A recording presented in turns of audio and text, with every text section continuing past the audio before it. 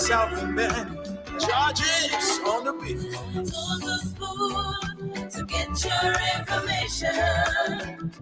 To the spoon to be part of our discussion. Spoon, spoon, spoon television. Spoon, spoon, spoon radio station. Spoon gonna tell you what is happening in Liberia. Spoon gonna tell you what is happening in Monrovia. Spoon gonna tell you what is happening in Africa. Just to spoon you will know. If the children crying for starvation, just to spoon.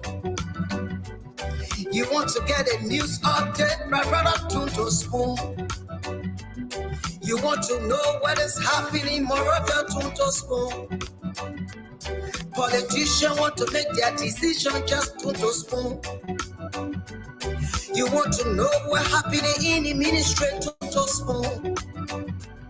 Yeah, to spoon. Yeah, to spoon. You from Fonjema, Maryland, to spoon. Yeah, to spoon. If you eat Cape Town, congratulate my brother, to spoon. You got a spoon TV, you got a spoon radio, to spoon. Yeah, to spoon. You want to get a news update, to spoon. What? Yeah, Rastafari. Kilibamba, kilibamba, kilibamba, kilibamba, kilibamba, kilibamba. What I want? Yes, what you got today? Spoon TV. Yes, what you got today? Spoon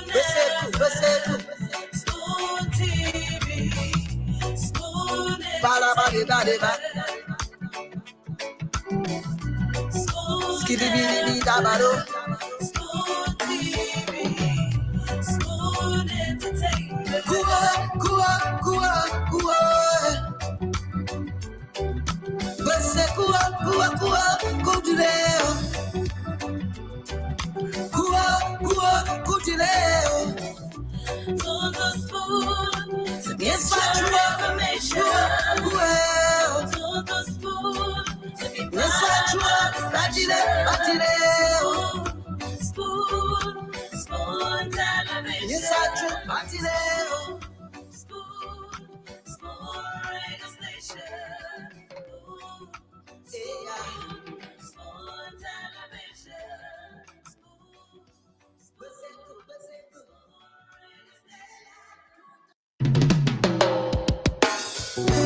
Yes, I, a special one from the CEO, stand coming with the spoon. And your boy, Friday the South Bend, charges on the beat. To the spoon to get your information. To the spoon to be part of our discussion. Spoon television. Spoon radio station. Spoon gonna tell you what is happening in Liberia. Spoon gonna tell you what is happening in Monrovia. Spoon gonna tell you what is happening in Africa. Just to spoon you will know. If the children crying for starvation, just to spoon. You want to get a news update, my brother, to spoon. You want to know what is happening, Moravia, to spoon. Politicians want to make their decision, just to spoon. You want to know what's happening in the ministry, to spoon. Yeah, to spoon. Yeah, to spoon. You from Fonjema, Maryland, to spoon. Yeah, tuto smooth. If you eat keep on grudgy like my brother tuto smooth. You got a spoon TV, you got a spoon radio, tuto smooth. Yeah, tuto smooth. You want to get a news update? Tonto Spoon. What? Yeah, Rastafari.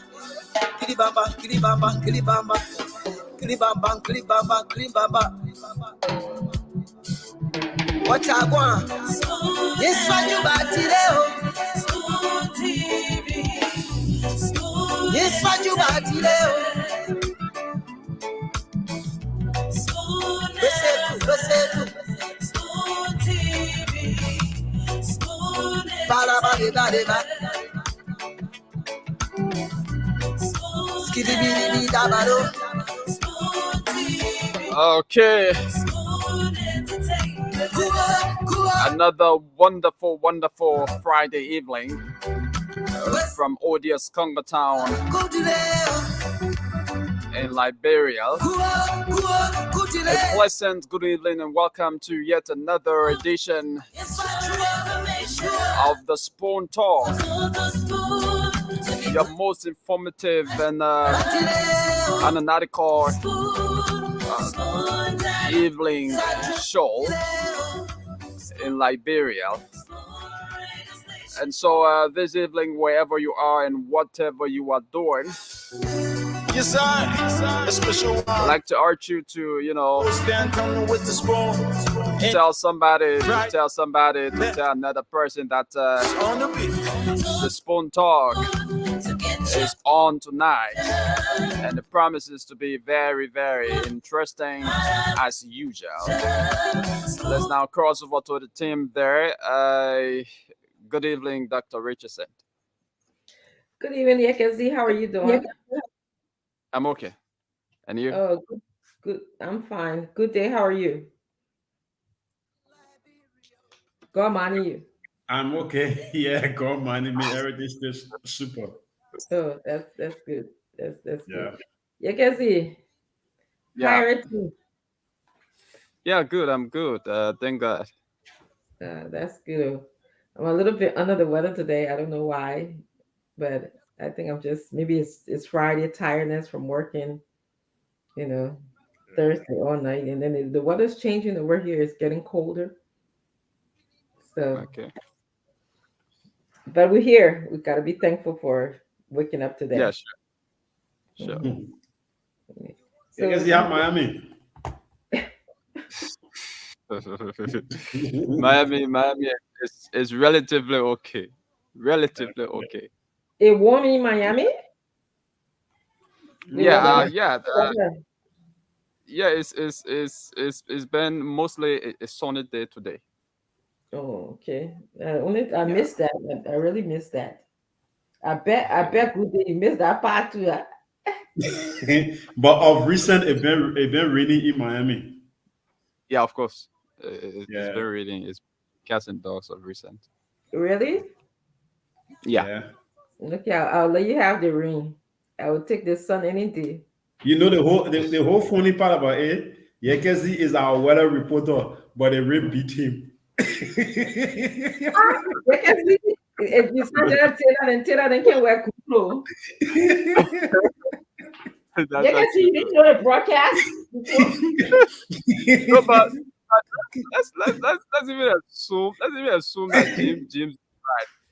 But I mean, because what I give him my show during the morning hours is weather forecast, and sometimes I mean it's a forecast.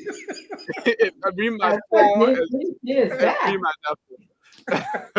in the morning you tell the people the weather. They really beat our weather reporter. The forecast is that accurate all of the time. That's true. That's a fact. Especially in your country.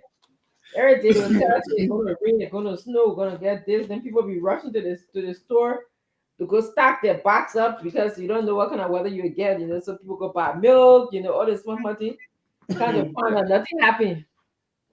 But the whole thing about it, not one time, not two times. Most often, they make it give his weather report. Like he will tell you today no rain, today will be more sunny before you know rain will fall. Oh God. Jesus, man. See any kind of repetition the weather report on the side out. They can't nobody trust them. Yeah, But yeah, I guess the defense is, he's not God, right? Yeah, I guess you're not yeah, God, you sure, can sure. just do your best. Yeah, Uh, you're doing good over there, Honestly, you're really doing good. So what yeah. happened in our country today? Our country, is it quiet today? What happened in our country today? I'm gonna put Yeah, lot of interesting developments.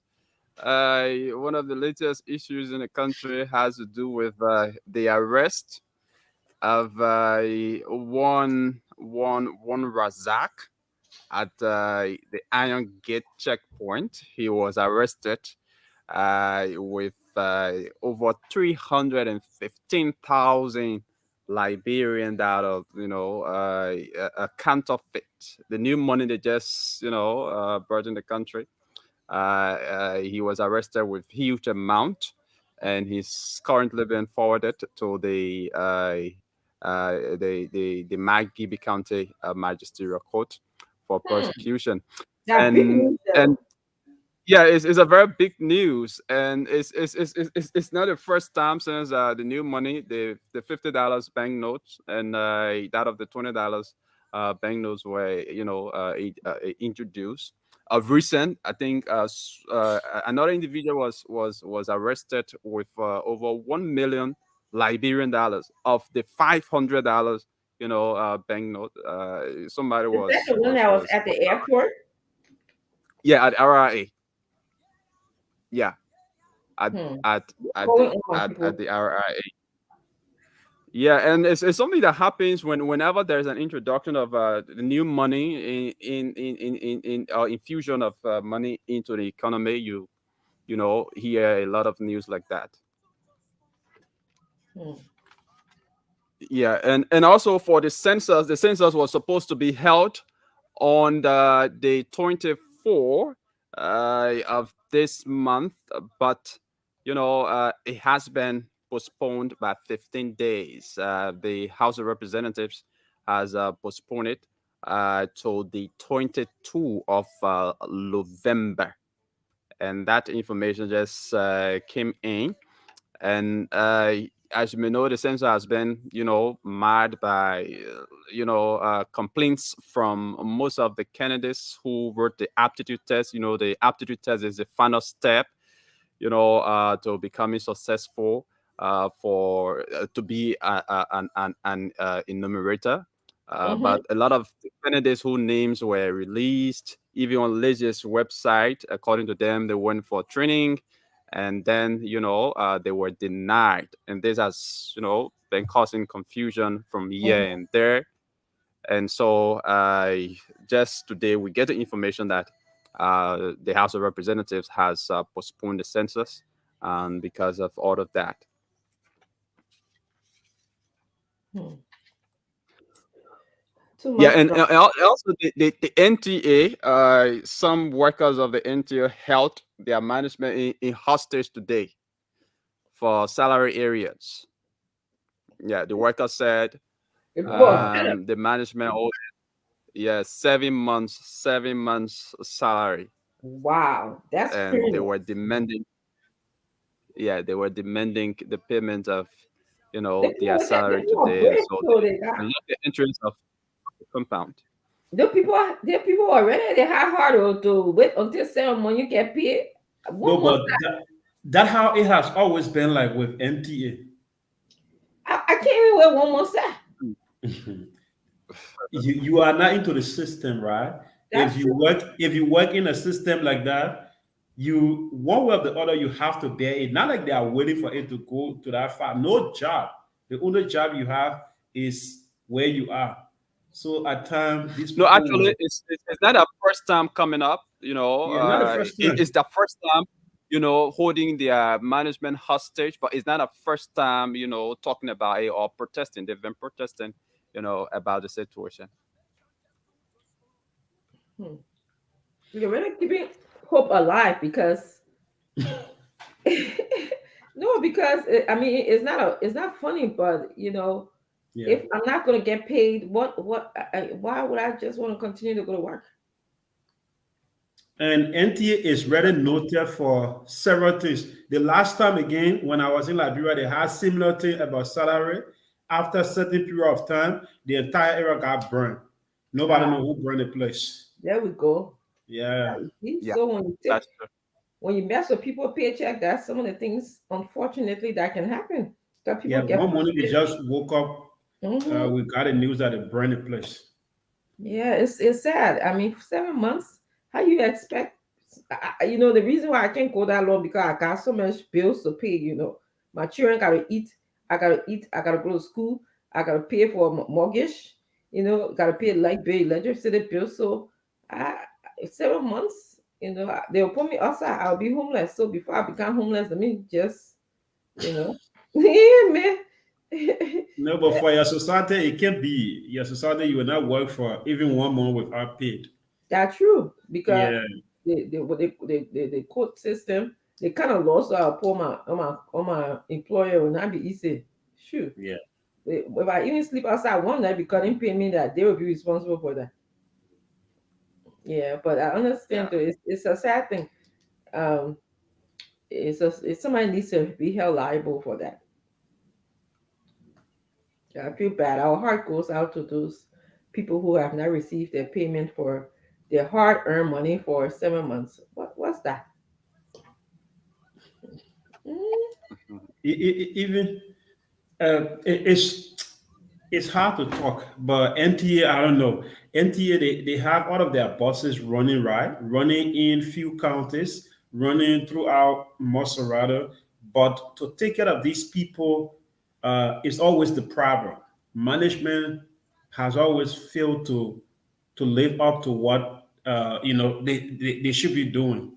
And one of their protests also led to a block before the president's office a couple of months ago, and that protest also was very huge. It was huge. I don't know why President Weah still maintaining the director there, or I don't know what's the discussion. But NTA is always in the news when it comes to payment situation. yeah, complete incompetency. You have to be able to assess your input and your output. If your company is not generating revenue to pay the employees, then you got to be able to assess that. So either you have a candid conversation with them, or and say, listen, employees, we can't afford XYZ. So don't hold people up like that. If people coming and working free for you for 7 months, mm-mm. Yeah, it's not good, not at all. So somebody got to look into this. Well, let's welcome all of our but viewers. it's something that happens frequently. Like, but it's that's crucial to our society in a way. Hmm. It's something that Well, happens. Yeah, it's that not happens. street, but I guess, yeah, people shouldn't accept that. You worked hard. Yeah, sure. I mean, sure. Yeah, it's you have a social contract with your employers. When you work hard, they expect you to show up every day. So in return for showing up every day and doing something, you get money, and the money is supposed to pay your bills. And this has some implications. If people don't pay their bill, how are they supposed to contribute to the economy? How are we supposed to have a good country? Because people are not working. They can't. So all of this stuff works in concert. When I get paid, I can shop. I then my shopping help the store. The store can pay their employee. It has a trickle down effect. Yeah. But our people, it's just I feel bad. But again, leadership. I talk about leadership counts a lot. So let's say hello to our people there. Yeah, Uh, go ahead. uh, until the rest of our panelists join us, maybe CEO and the other guys that stay at work, they're coming on and they'll be joining us shortly. I happen to be working from home today. Yesterday was fine, long day of work, so I'm able to join Yakasi and Good Day. So, audience, listeners, viewers, wherever you are, we'd like to welcome you to Spoon. It is a pleasure to have you here. We always appreciate your presence here. We don't take it lightly that you could be doing something else. You could be, you know, watching something else, but you made a choice. You made it your business to be here today. So we appreciate it. We ask you that you contribute, make comments in the comment section, as long as you just be logical. Like CEO can say, don't cost. My own y'all like hey, y'all won't cost or y'all won't do anything. Y'all can go ahead and have freedom of speech, right? But he say I mustn't cost. Um, so we'd like to just welcome all of you who are joining us. Like I said, my voice is a little bit out of whack because I'm under the weather. I think I'm coming down with something, but I'm not going any particular order. So don't hold me because some of you guys are so attentive that you will say, "Oh, Dr. Richardson can call the presentation call." I just stopped where my eye hits. So Lawrence Flan, he said he's watching. Thank you for joining us. Boima Mensa is also watching from Cardwell Sand Beach Junction, District number 11. He knows his district. That's good. He's politically conscious. That's good. Maybe someday he'll be telling us who's representing his district as well. That would be great. Um, Woman ST Knuckle is watching us from Minnesota. Welcome, Mr. Knuckles. Derek Manu is watching. Ruth Monlo is watching from Morovia, Jacobtown. Um, just bring this closer so I can see. Nakita Wia Roberts is also watching. Ruth Roberts Banga is watching. Daniel G. Zawu is also watching. I'm trying to read. It's going so fast, this Ruth. I can't actually see what you're writing or what you wrote because it's going so fast, but I'll catch it again. Nancy Bala is watching from Dubai, she says. She's actually says, "Hi, good day. How you doing?" Emmanuel Karoma is watching from Burrillville. Burrillville. uh, Nancy Bala again. Afra K. Say he's watching. He said, "Hello, my Spoon family." He's watching from Old Road, Keyhole, or Keyhole, whatever that place is. Morris Kennedy is also watching from GSA Road. Give me a break because when I start talking to everybody, start texting me at the same time and calling. Um, Philip Freeman is watching from Philadelphia, and not too far from me, Philip. Um, Mackenzie Zoe is watching. Uh, Vera S. Wallace says, "Hi, Doctor. Vera, how are you?" I'm reading what you're saying. Says Ruth. Elijah T. Johnson is watching from Jacksonville. Jason Seon, he says, "Where's my CEO, please? My village brother, man." Robert Kennedy is also watching. Benson, God beloved son, Mason says, "Hello, Dr. Richardson. How are you doing, Benson?" Uh, Solo Stewart, he says, "Good show. How are you doing?" Lamin Daniel says, "Hi, Dr. Richardson and CO." Bob Rich is watching from RITA, I think. Erin DeLine is also watching. Esther Thomas is watching. And Kasamu Sila is watching from Atlanta, Georgia. Well, I want to just welcome all of you. We appreciate you being here today. Get in the comments section, write anything you want to write about the show, about the comments that we're making. We appreciate your participation. Kev, how are you doing? How's your Friday going? My Friday is going great. How are yours? Busy as usual, behind work. Mm, same here. I told you, I will send you some, but No, you don't send me nothing.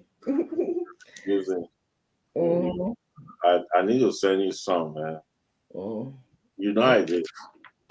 All right, Kev. How, Yeah, I think I'm coming how is down cold. how is I'm James? How is something. James doing? Dr. Richardson? How is James Flomo doing?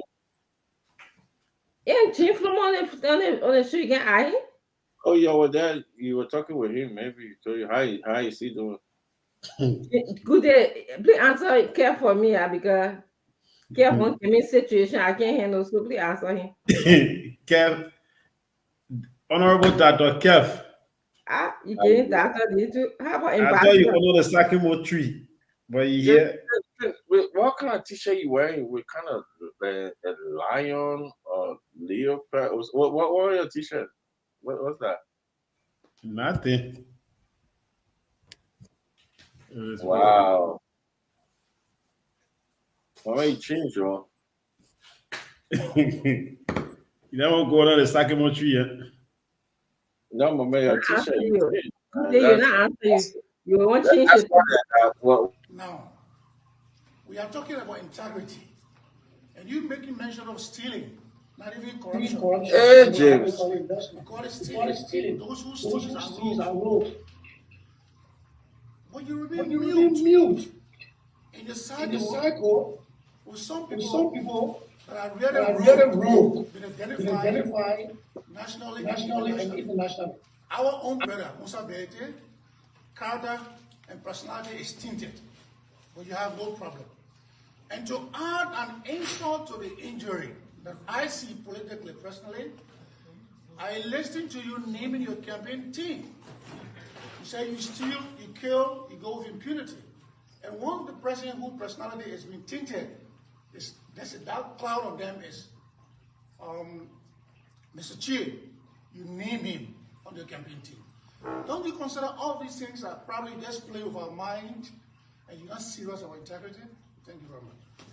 Thank you.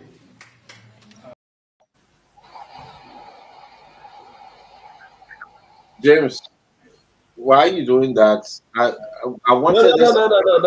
Is that why you did that? Why will you play that clip, James? I did it by mistake.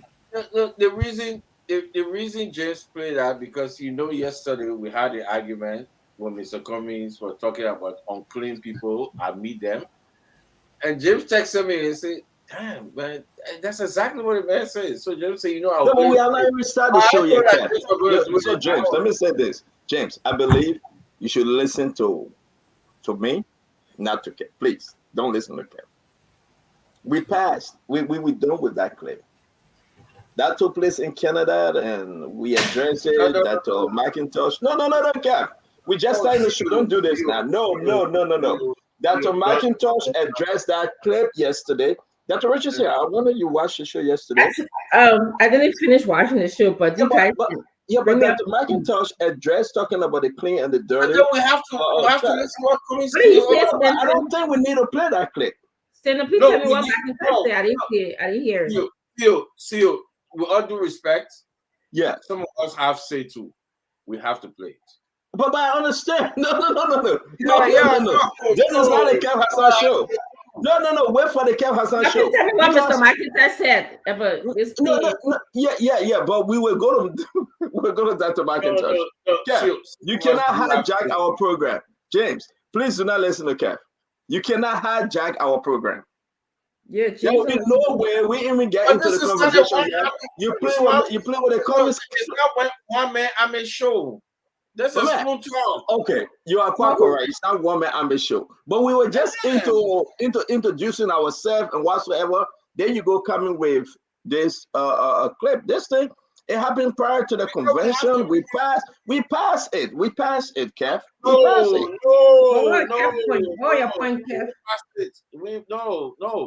No. So what? Okay, the political, how you call it, political imam. And let me say those that in Canada, please, if you have connection to the political imam, please tell him to call this phone talk. Exactly. We really want to talk to him. Because I don't want us to drag this thing all the way down in the valley. There should be no way. There's nothing in this, Kev, you want to talk about. Then let's show a tip. Oh, you know why? Do me a favor. James, play the clip. Play this audio. No. Let's satisfy Kev. No, we're not here to satisfy Kev. Is this a Dr. Richardson? Dr. Richardson. I am a member of. We're not here to satisfy you, Kev. Is not. Now, we are talking about integrity. And you. Dr. Richardson point. Go ahead, Dr. Richardson. What do you say? We are not here to satisfy Kev. We need to make a unanimous decision for this clip to play. Oh, so you want to hide the truth? I'm not hiding the truth. I'm just tired of listening You to hide the truth. I'm tired of listening to your story, Kev. Not my story. It's Mr. Cummings' Well, story. you don't want contacted James to I'm play. not playing story, ma'am. Okay, but Kev, let's be fair now. Let me take Kev Hassan. Listen, today is Friday. It's a beautiful Friday, and listen, I want to go out and chill a little bit. So please don't waste my time. We got a lot of stuff happening in Liberia. We got a lot of stuff happening in Liberia right now that we need to talk about. A lot of stuff happening in Liberia. You cannot talk about that or a meeting in Canada. CEO, yeah. Let me say this. It's my right as a panelist, as an original member of Spoon Talk. Who is not original? Who's not original? You see how you can pick on. You got a bad guy. we need who's not original? I need to play my clip. You know, so we will do this. We will do this. Let's ask the audience if they want us to play. Listen, I'm done with that. I got a lot of stuff about the vessel that came in today. The rest tax force, we need to talk about them. The issue about the counterfeit money at RIA, we should talk about it. We should talk about what is happening in the country currently. A lot of different stuff happening in the country that you don't know about. We got to bring it. We got to talk about the biometric stuff that is happening at the National Election Commission. Why are people so stubborn to receive information today about PACC or PCCA? What's the entity name? We have to discuss all of these things. Why play the Cummings clip? Why? I have no interest in it. We're moving. We're done. We passed that. Why are you playing the Cummings clip? The last time I checked, Mr. Cummings running to be president in Liberia. All right, so let's take this. Yeah, well, let's I see was on the show yesterday. I heard Santos say that Dr. McIntosh addressed the tape. Why can you ask for Dr. McIntosh tape to be played? Why are you asking for that? That's your thing. I listen to Dr. McIntosh, but I want to play this tape. All right, let's bring Yakazi. Yakazi. Why you running away from that? You don't want. Hold on 1 minute. Hold on 1 minute. Yakazi, come on, please. Come on, Yakazi. We're gonna take 9 calls. 9, because we want it to be uneven. If 5 say play, we'll play. If 5 say don't play, we'll not play. Kev, do you agree? Let's listen. You know Dr. Richardson, do you agree? I respect the Liberian people, but thank you. Dr. Richardson, do you agree? No, I don't agree. You don't trust the Liberian people, Dr. Richardson? They don't trust the Liberian people. It has to do with let's move forward. But, hey, no, but let me fair. Dr. Richardson, we gotta be fair. I would do the same. Can't wait, Dr. Richardson. I want to be very fair. Let's open the phone now. People are going to call randomly. You have to have some belief and faith in the Liberian folks. Yeah, nothing to do. I love the Liberian people. Go ahead. You can see Dr. Richardson say yes. Let's play. Okay. 0777 771 075 0777 771 075 0555 Let's hear from this person. Good evening. Hello. Hello. This is William P. Biela. I call from Magui Country. Play or not play? Don't play. Don't waste our time. Let us go beyond us. Thank you. Okay. Thank you for calling. Let's talk to this person. Good evening. Your name and where you join us from? This is Rosa from Gale calling. Play or not play? Play. Play. Okay. Thanks for calling. Let's talk to this other person. Good evening. Hello. Hello. Your name and where you join us from? Well, my name is Michael M. Jabo. I call from Morovia. Play or not play? Play very loud. Okay. Let's talk to this other person. Good evening. Good evening. Good evening. Okay. Good evening. Your name and where you join us from? I'm Thomas Camille calling from Banana SA. Thomas, play or not play? Play. Okay, play. Okay, Thomas, thanks for calling. Let's talk to this person. Good evening. Don't waste our time and y'all go ahead. Okay, thank you. Thanks for calling. Let's talk to this person. Good evening. Good evening. You want to walk away from the radio and call us back? Good evening. Hello. Your name and where you join us from? Please don't waste our time. This is the first thing. Blessings to that, please. Okay. Thank you, Rufus. Good evening. Good evening. Okay. Good evening. Hello. Your name and where you join us from? I'm calling from Mamba, my name is Lamtish. Play or don't play? We want to listen to your plays. Okay. Good evening.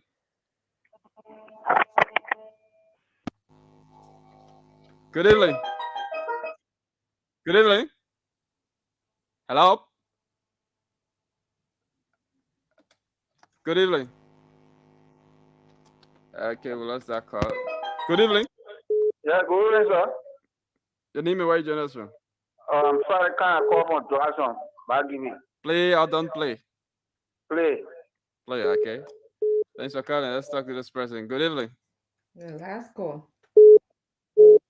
Good evening. Good evening. Okay, let me replace that call quick. Good evening.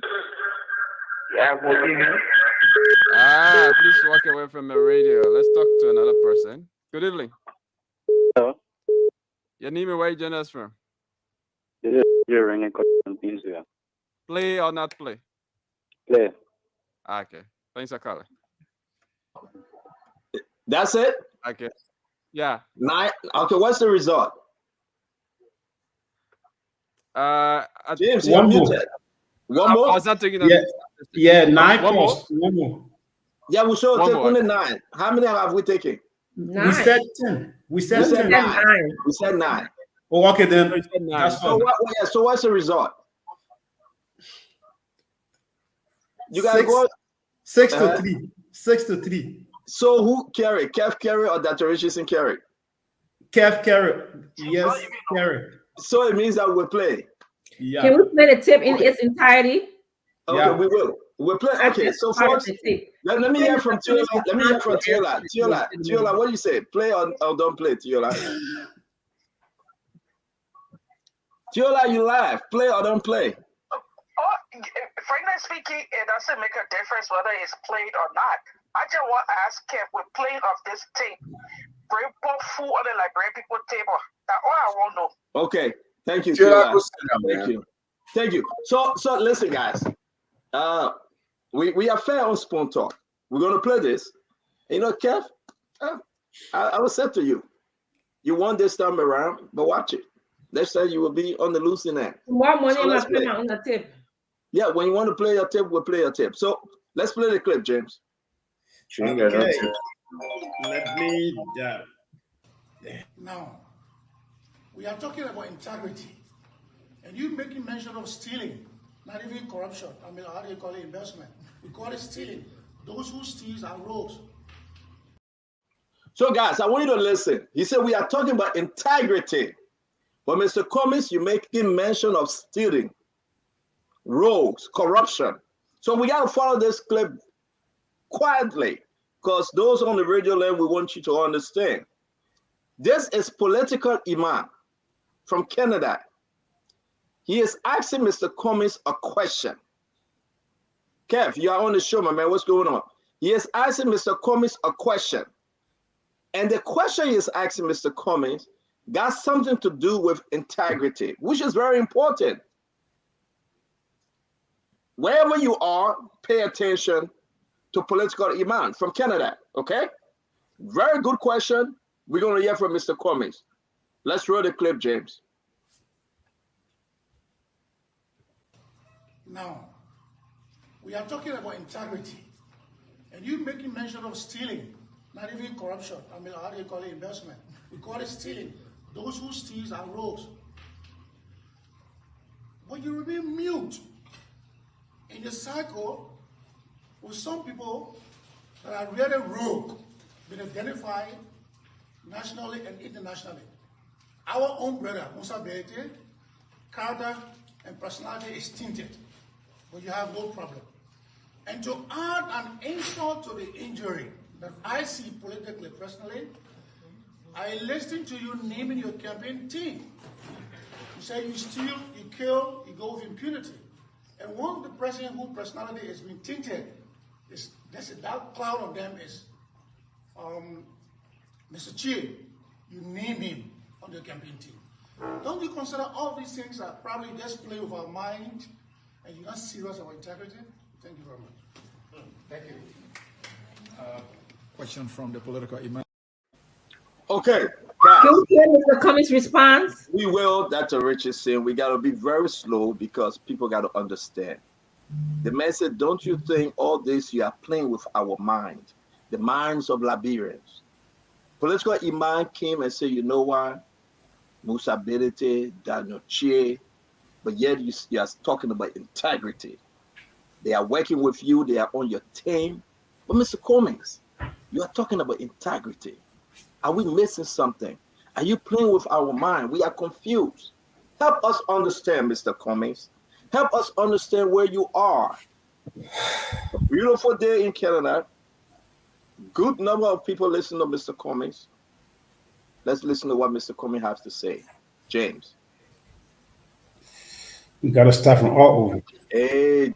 Now, we are talking about integrity. And you making mention of stealing, not even corruption. I mean, how do you call it? Investment. We call it stealing.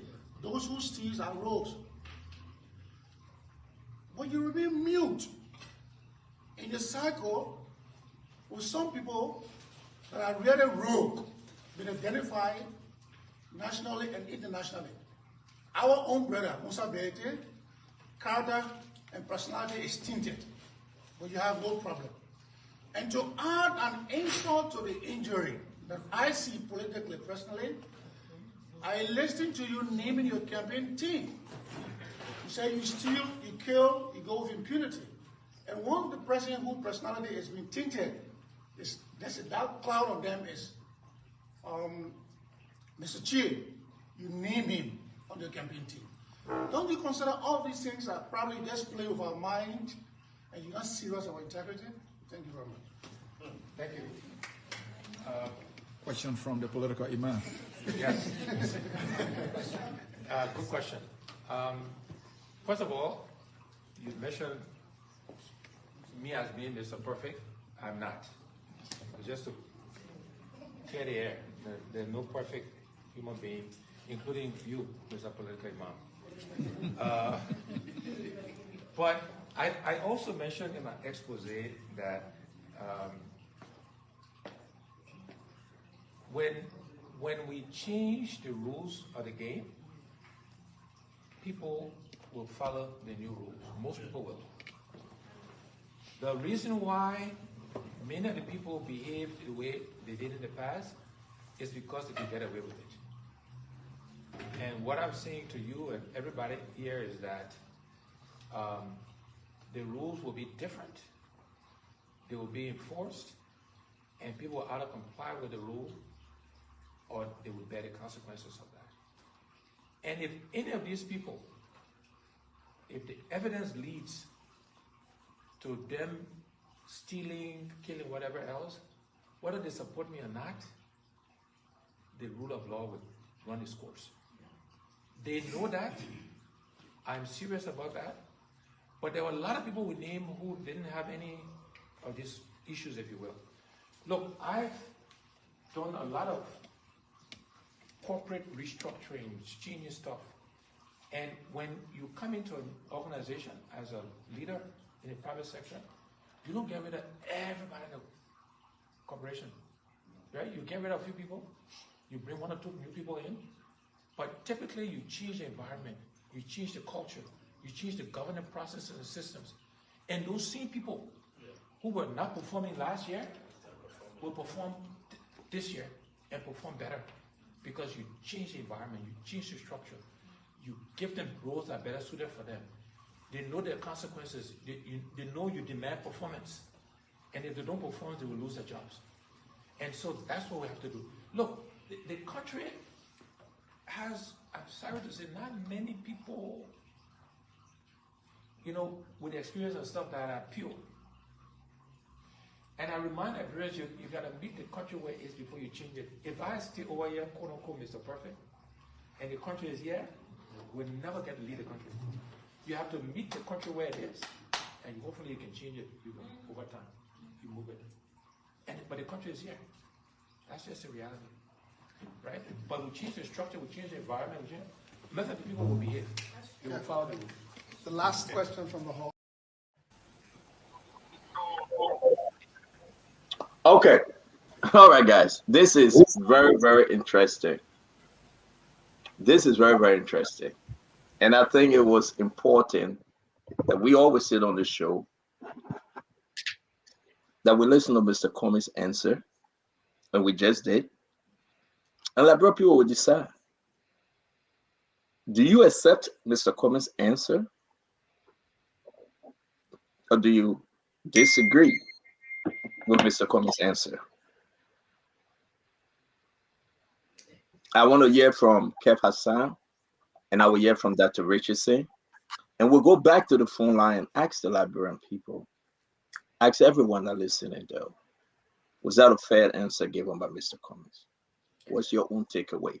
Kev Hassan, you go first. Before Kev comes in, Stanton, can you reiterate what Mr. Cummings said? Because you reiterated the question. You expanded on the question. I think it would be fair enough if you kind of reiterate so the listening audience can understand how Mr. Cummings answered that question before we move on. I understand. I want you guys to speak. I would do that because I have to cut Mr. Cummings' answer. Just Mr. Cummings' answer. I don't want to play the political iman again. And we are doing that right now. So when you guys get through speaking, I will have only Mr. Cummings' answer. Then we will expand on it. Kev Hassan. Mr. Cummings is open, is clear. You have to meet the country where the country are. Not many people in Liberia is clean, pure. He, Mr. Peel, I told Toga yesterday, he's saying the country is dirty. They're unclean. People are unclean. He's the clean man. So he will meet them where they are. And then he will come and change them. He's the clean guy. He's the Jesus. Only if you support Mr. Cummings, he will clean you. So he's saying, I'm John the Baptist. I will baptize you and give you a new name. That's what he said. He said, the country. And then he will bring them and clean them. Oh, yeah? So, other people who are not supporting Mr. Cummings, you unclean. You the dumper. You're on a dumper, you're not clean. But I will bring you if you support me. He's saying, I'm the Jesus Christ of Liberia. Come unto me, and I will give you rest. I will clean you. He said, I am the way, the truth, and the life. If you come unto me, I will give you eternal life. He said, in my Father's house are many, many mansions. If it was not so, I wouldn't have told you. Just stop the blasphemy, Kev. Kev, stop the blasphemy. You are blaspheming, Kev. Don't do that. That's what he's saying. CEO, let's take this serious. Let's take our thing seriously. But stop putting the Bible in there, man. But that's what he said. He said, the country, a lot of people are unclean. He said, we got to meet the country where the country are. So what he's saying, you can play it again.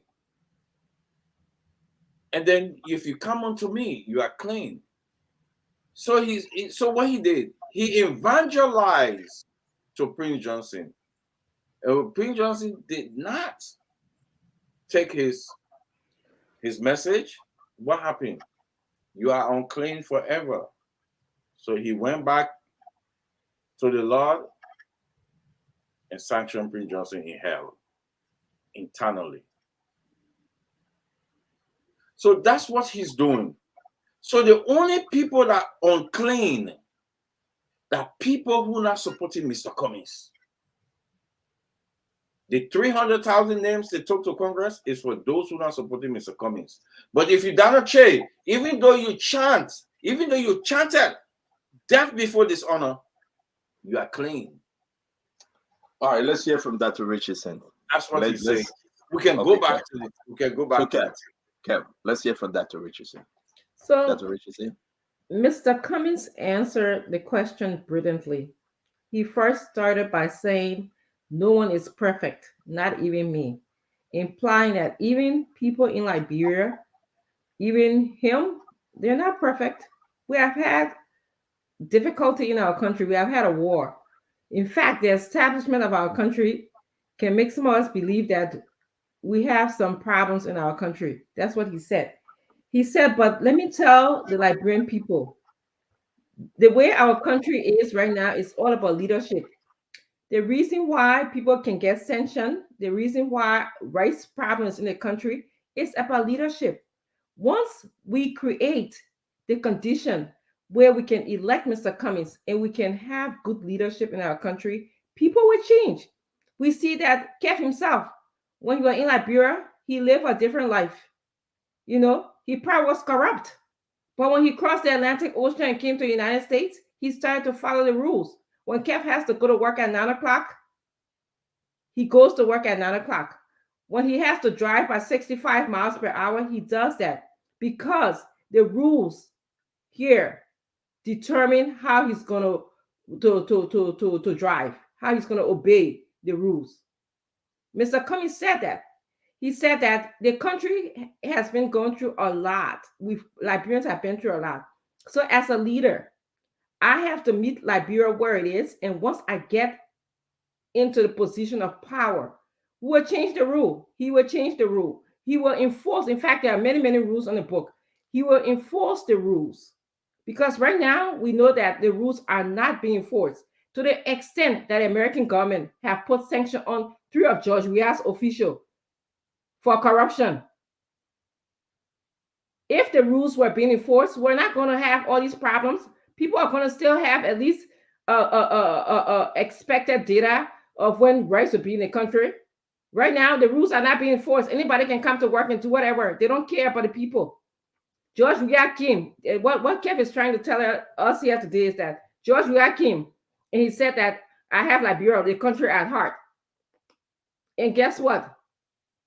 He came and went to sleep on Liberians. He does not enforce any rules. So what Kev is doing here today is misleading the Liberian people, misinforming the Liberian people, and using all his Bibles to justify different thoughts that he has, different projection onto to Mr. Cummings. Nobody's perfect. However, when we have rules to follow, we will follow them as Liberians. And what it takes is leadership and integrity. It takes leadership, and you wouldn't know that, Kev, because I don't know if you ever been I'm sure you've been in a position of leadership, or maybe not. You know that the citizens of the country follow its leader. You know that when you have leaders with integrity, working organizations, the citizens follow through. He said that, you know, people who when I took over countries, people who I expected their productivity was low, but we put them under a different condition.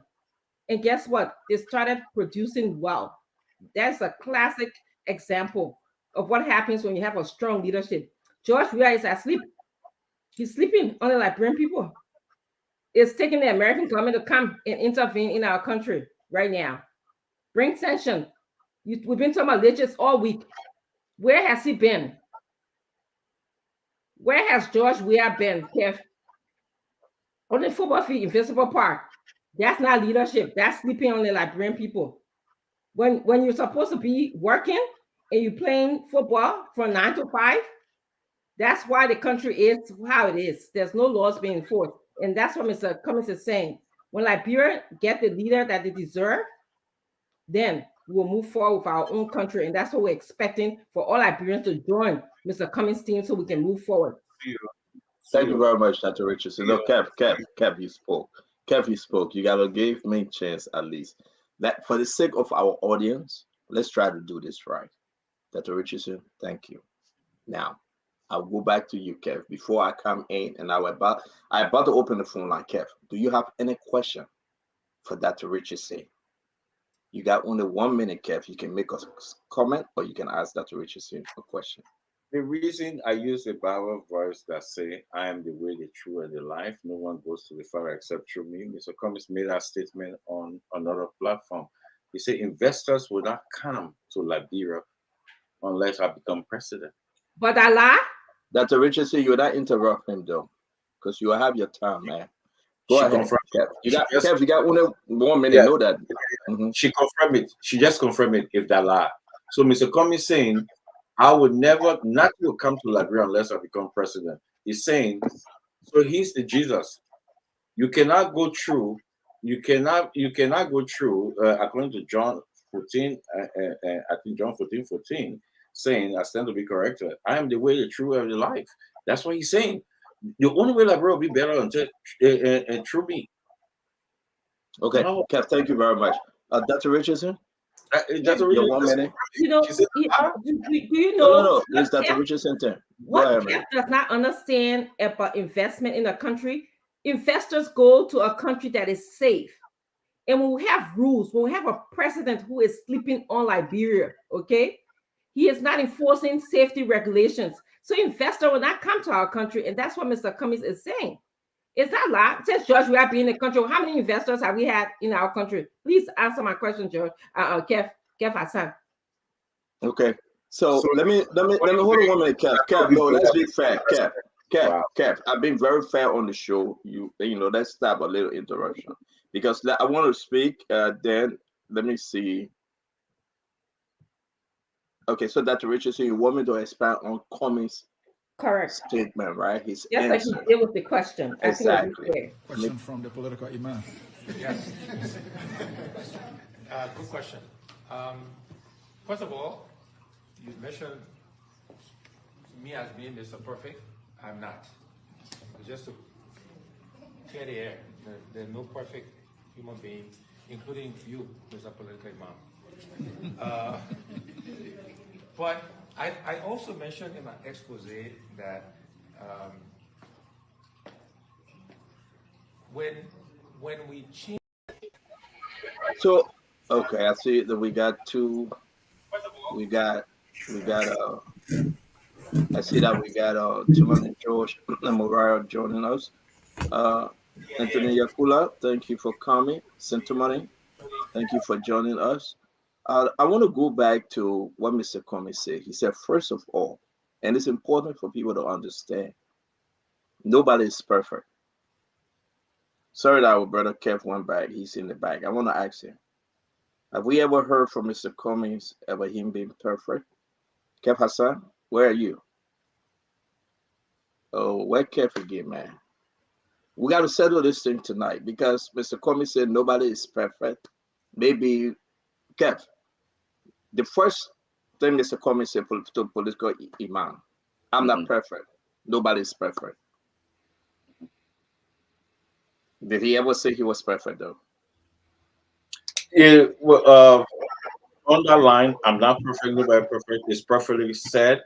But let's go back to what he said. So once you say that, no, we don't want to get my time now. But Kev, you want the audience to enjoy the show, and you want to give my time. We'll open the phone line. The people will react, but let everybody have a piece of this good conversation tonight. They saw him as a perfectionist. Question from the political imam.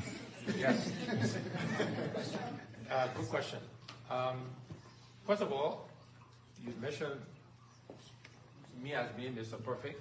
I'm not. Just to clear the air, there's no perfect human being, including you, Mr. Political Imam. But I also mentioned in my expose that when when we change the rules of the game, people will follow the new rules. Most people will.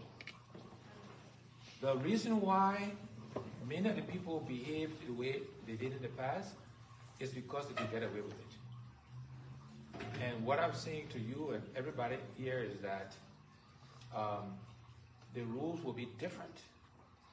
They will be enforced, and people will either comply with the rule or they will bear the consequences of that. And if any of these people, if the evidence leads to them stealing, killing, whatever else, whether they support me or not, the rule of law will run its course.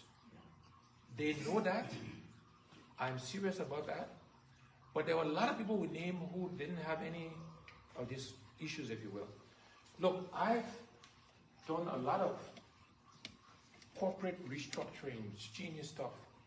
And when you come into an organization as a leader in the private sector, you don't get rid of everybody in the corporation, right? You get rid of a few people, you bring one or two new people in, but typically you change the environment, you change the culture, you change the governance processes and systems.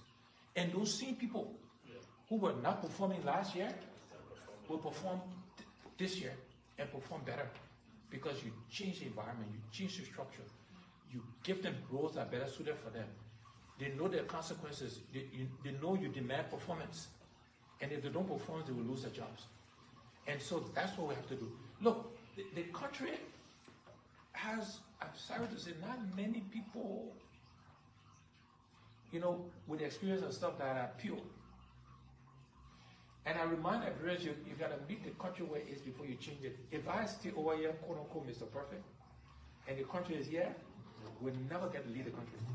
You have to meet the country where it is, and hopefully you can change it over time.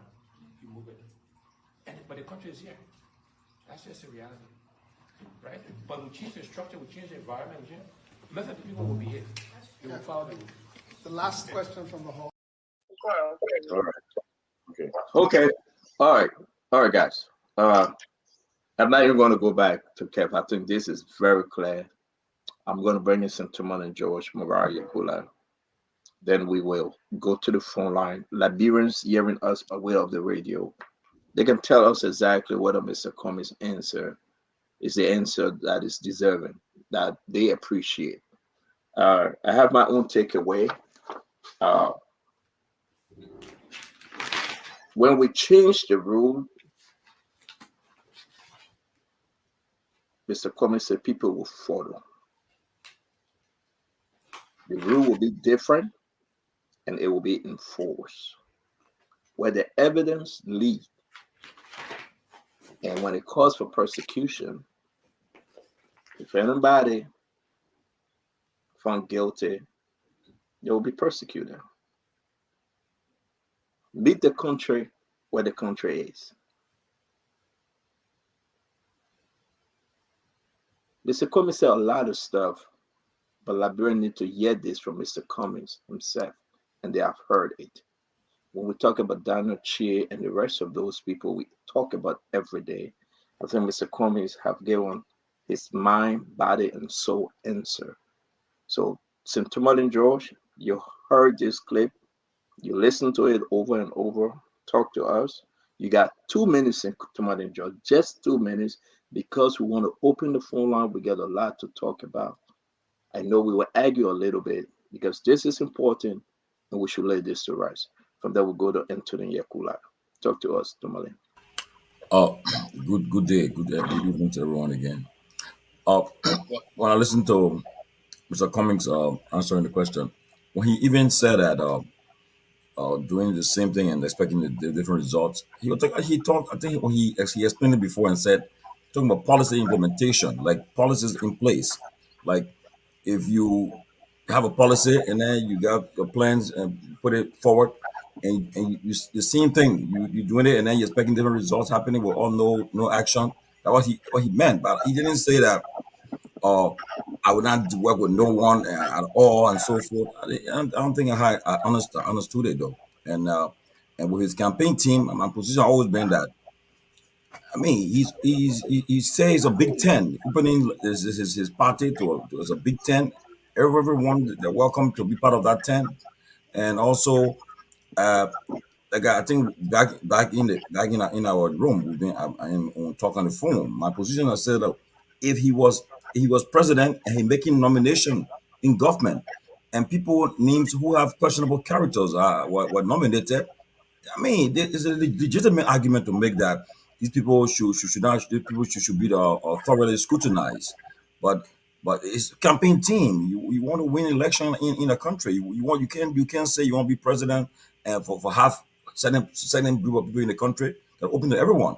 That's why I don't have problem. I mean, like if we had an argument, I have problem with those Madam Salivo president. We have those who have taken people who have personal character to be part of the campaign team to support them because they want to win election. End of the day, if they nominate these people, in fact, happened to President Weah, he nominated some people in the government and they had questionable character. He had to withdraw the nomination because they supported his campaign, but when the time came for nomination, the Liberian people had a public outcry on it, and he had to withdraw the nomination. In Madam Salif too, the same way. Late police director Paul Morba, she nominated him, and she had to withdraw his name when the public outcry. So the campaign team is different from a governing team. So I don't really You have got somebody talking in your back, Georgie, oh, please. first thing, cool down. Yeah, I mean, so I really don't see as a problem with his campaign team and those he put on his team. At the end of the day, when they are put forward for service to Liberian people will come forward. I mean, right now our country is open. You see what happening now? Then People are thank you, thank you. Let me give us a chance to ask you a question. Then okay. we'll go to Mariah. Dr. Richardson, you have a question for Sintomane? Kev, do you have a question for Sintomane? Kev, you heard what he said. Yeah, Come on in, I guess. No. Yeah. We are going to do this right to Mariah. It's important for us to correct this. Kev, do you have a question for him? Real quick. Tomlin, I would like you to visit what Mr. Cummings said consistently. Doing the same thing over and over. I see you switching it another way, but doing the same thing over and over, does it mean? My question to you: do you think he's talking about the same people? The same because Anthony Moriah said that on OKFM talking about the same people. Don't you think he was talking about the same people? Allow me, I die. The same. We have the tape. The same people. The same. Doing the same thing. Don't you think he was talking about individual? You think he was talking about non-individual? You're muted, Georgie. Kev, when he spoke in that context, I believe my understanding is now. I mean, I'm not. My understanding is that he was talking about when you become president. Okay, things that the policies that you come up with, the things that he will put forward. If you expect the same result, doing the same thing that people have done in the past and expect different results, it will just be a cycle. But campaign team, running the name of campaign team and you questioning him that his judgment, I don't think it's fair. I think he in a right mind, he named a team that will help him to get elected. I mean, if they succeed, but if he becomes president and he making nomination in government, and people with questionable character are announced, yeah, you have a legitimate reason or point to say, look, we got a problem. You talk about that person, but the person was indicted by the court. I mean, they were indicted by LCC. They were fault for corruption. Why are you nominating the person? Then you have reason to.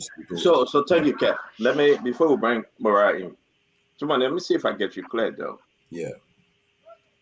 Mr. Cummings is saying, well, if it is proven that these people have done something, I know that your door. If it is proven that Mr. Cummings said that if these people are found guilty, they were in some kind of problem, then well, we will take action.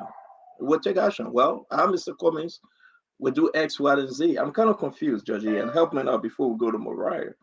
If that be the case, Mr. Cummings knowing everything he knows now and saying that let's bring them in the big tent.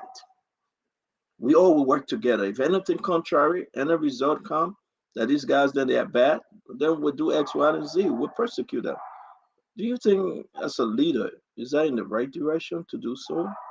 If you know that these guys that have something questionable, because Mr. Cummings knows some of them and knows some of their behaviors of the past. Do you think it's a fair question that Mr. Cummings should stay away from them, or he would just work with them for now? When he become president tomorrow, by God's grace, then he go ahead and kick them on the side because he feel that, yes, my man, something happened, I can't work with you no longer. I mean, that's the confusion political Iman was talking about. Don't you think so? Well, I think in his answer also, he said that if you have like maybe some evidence about, like for instance, even the people that he announced, let's assume that he announced my name was on that list, right? And then somebody come up tomorrow and say we got that I'm being accused of maybe of doing something heinous, right? Some committing something that with evidence, and if he keeps me on the campaign team, then you can question it. But Have with you not seen nothing, the evidence from Donald Trump? No, what no, no, no, evidence? Kev. Let somebody finish. I beg you, brother. But Somebody flow. I beg yeah, you. Let him yeah, move. but in fact, with I just by bringing the names there, Daniel Chair was the first minister in an elected Liberian government. Okay, he acted within his in the confines of his job. Today, if your government, the Liberian government comes on attack, you see Zanga will be up there too. You question Zanga for But him I doing the don't want to government. go there, Georgie. I Yeah, want to but I go to want to address it. Mariah. Yeah, But but prior to Donald Trump becoming a defense minister, we know his position in NPFL. So can we just move on now? We shouldn't go back to this Donald Trump yeah, thing. but so I'm saying that, yeah. So those he named, if they come out with somebody come out today with something, say, look, if for example, yes, the other thing the man committed, you see the man committed this crime. Let the evidence there. I mean, all call comments, that person, you can't have that person campaigning Okay. with you, but All right, just Georgie. hearsay and discussion that way until. All right, Georgie. Thank you very much. I want to bring in Anthony Yakula, and we should be very straight with this because we'll be asking her question likewise. Anthony Yakula, your comment on this audio we just played for 2 minutes, then we'll ask you some questions. Thank you. So just before that tape, let me go back to my OKFM interview that Kev referenced because I said he lied and he shouldn't allow me because I'm dying. I clearly stated in the interview and we played it on the show that if we elect, and sometimes I tell Kev, comprehension, I understand can be an issue. I said if we elect the same people who've been in government and political parties over 20, 30, 40 years and expect a different result. Elect, Kev. I was talking about the elections, the presidential elections. So again, when you listen to what someone is saying, listen to comprehend. So don't use me as a reference because that will clearly not support your flawed argument. On the issue of the video, first things first, Kev lied to the Liberian people that Mr. Cummings called himself perfect. You need to apologize to the Liberian people for always giving them misinformation and lies. Thank God the tape was played and we saw that Mr. Cummings never called himself perfect because he's never called himself perfect. And you know that. But because you thrive on lies, propaganda, and misinformation to the Liberian people, that's why you sit on the show when the video evidence is clear and say that Mr. Cummings called himself perfect. Let's stop it. Let's have a conversation based on the facts. And what are the facts? It's clearly stated in the video. Mr. Cummings answered that question so well that anybody who had any doubts can listen to it and say, yeah, he did answer the question well. And he clarified any doubts around it. Look, we call Mr. Cummings clean hands, and we have the right to do that. Because of everybody in the race, he does have clean hands when it comes to Liberian politics and issues. He does. He's the only person in our race who's not lived off of Liberian taxpayers' money. Liberian taxpayer money have not sustained him at any point in his life. He's not stolen from the Liberian people. He's not been caught putting his hands in the cookies jar, or he's not been working in a government agency for many years that he wasn't audited for. He's never been. That it didn't there. When we talk now, you say we can talk. Laura, you got 2 minutes. Please continue. Yeah, Kev, do not interrupt, please. We having a Kev. Today is a Good Friday. Let's have a good show because I'm marking the time for everybody. Do not Thank you. interrupt But let us, me go please. ahead. Don't skip BWR. So, Kev, you're not interrupting me. He's never stolen from the Liberian people. Matter of fact, he's provided his services for free to Liberians, while others have been paid for the work that they're doing, including your president and including the former vice president of 12 years. He's never been associated with war or supporting rebels like others have been alleged to have done so. Never. So when we say he has clean hands, you know he has clean hands. Everybody knows he has clean hands. And maybe that one I can hear you that he has clean hands. So you're even trying to dirty his hands so that everybody can look the same. What kind of country you want everybody to just be the same? How do you even progress as a people, as a country? That everybody must be the same. So if we say this person got clean, then say, oh, okay, let's go dirty the hand, let's go lie and make the people feel that he cheated everybody else. How does that benefit the country? So Mr. Cummings, we can say that he is, and we can own that.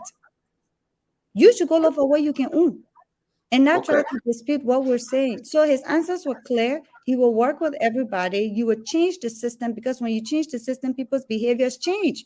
The same people who can lead Liberia, that can follow traffic rules, that can follow trash rules, that can follow sanitation rules when they go to America, Ghana, Europe, they follow these rules because the system is in place and the rules are implemented.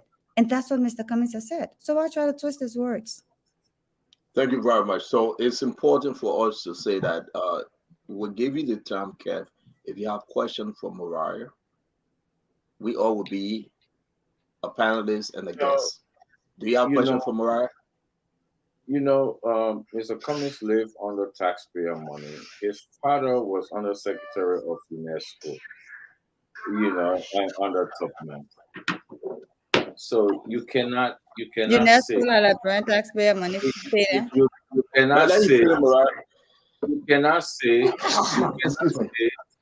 you cannot talk about Mr. Cummings not part of Liberia. Wow. You understand?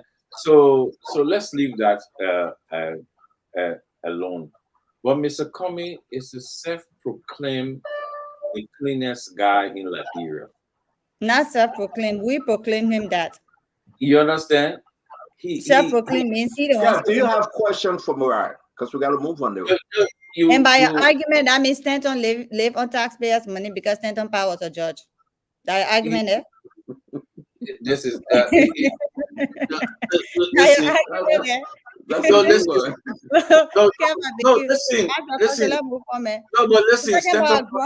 an adult, you got you never pay with taxpayer money. Is that the argument? You know, you work for the Ministry of Education. That means you got work with Ministry of Education. All right, so let's move on. So, Kev, I believe you don't have questions.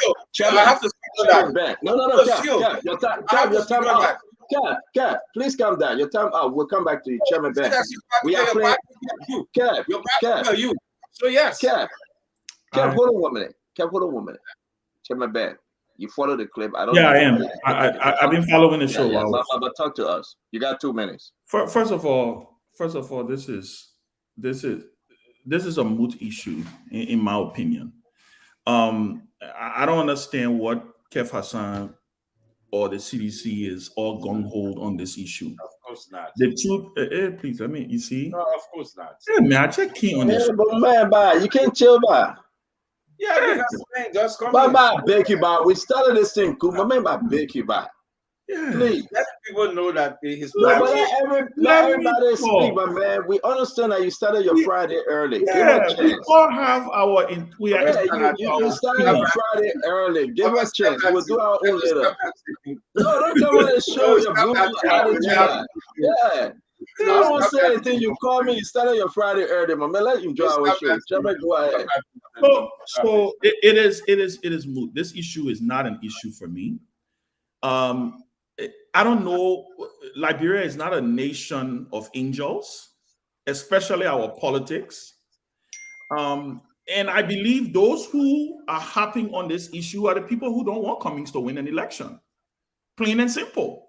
And so maybe I can respect Kev because he obviously don't want Cummings to win an election. But Cummings knows that if he wants to win an election in Liberia, he has to incorporate everybody. Now, let us also have the conversation about what have these people done? I keep asking this question. Like Tommy rightly said, Daniel Chia was defense minister under a democratically elected government. In fact, the one that won with the most popular mandate ever in the history of the country. You like 75%. Taylor, you like him, you think he killed her, you think his man did. It is a fact. So my issue here is this notion that, oh, everybody who has worked in some government, or if a government is billed as corrupt, and by the way, some of these things are relative, by the way, right? Because some of the very people, and I find it fascinating when I see some of the very people who are even writing these things on social media are people who have been part of former administrations. So how do you, sometimes I wonder about the hypocrisy. My friend Kev Hassan, my brother, right? Kev, the government in which Daniel Chia was defense minister is your sister party government. Your sister party, the party that you joined to win. Yeah, God, let me finish. Yeah, Jesus. You missing it. I know why I hate you. And the ruling coalition. Yeah, I know why I hate you. Condemn that party. Yeah, but Kev, but we gotta move, man. We got other conversation to go on, man. Talking about Cummings condemn the MPP. He says cleaner than the MPP. Kev, guess what? Kev, guess what? Let me get you news flash. George Weah condemned Taylor. He said Taylor wanted to kill him. He said Taylor burned his house. You're taking it wrongly. Yeah, well, let me finish talking. I don't know you. Let me finish talking. Let me finish talking. At one point in time, President Weah stated that he would not return to Liberia until Charles Taylor leaves Liberia. And he supported war to kick Charles Taylor out. The political party that George Weah formed a collaboration with is the party that Charles Taylor founded. Charles Taylor's ex-wife is George Weah's vice president. She's a shot away from the presidency. What is this argument? This is not an argument, Kev. This is not an argument. I mean, I don't get it. Man, we gotta ask you, Kev, hold on now. Kev, hold on. I will bring you in. You gotta be patient. Don't interrupt. Check me back. Mr. Cummings answer. And maybe for the sake of those that just joining us, let's play one of Mr. Cummings' answer. Yeah. Because I want to ask you a question. Seriously. Yeah. All right. And everyone will have time to ask you a question. Let's just play Mr. Cummings' answer, please. Now, question from the political imam. Yes. Good question. First of all, you mentioned me as being Mr. Perfect. I'm not. Just to clear the air, there's no perfect human being, including you, Mr. Political Imam. But I also mentioned in my expose that when we change the rules of the game, people will follow the new rules. Most people will. The reason why many of the people behave the way they did in the past is because they can get away with it. And what I'm saying to you and everybody here is that the rules will be different. They will be enforced, and people will either comply with the rule or they will bear the consequences of that. And if any of these people, if the evidence leads to them stealing, killing, whatever else, whether they support me or not, the rule of law will run its course. They know that. I'm serious about that. But there were a lot of people we named who didn't have any of these issues, if you will. Look, I've done a lot of corporate restructuring, genius stuff.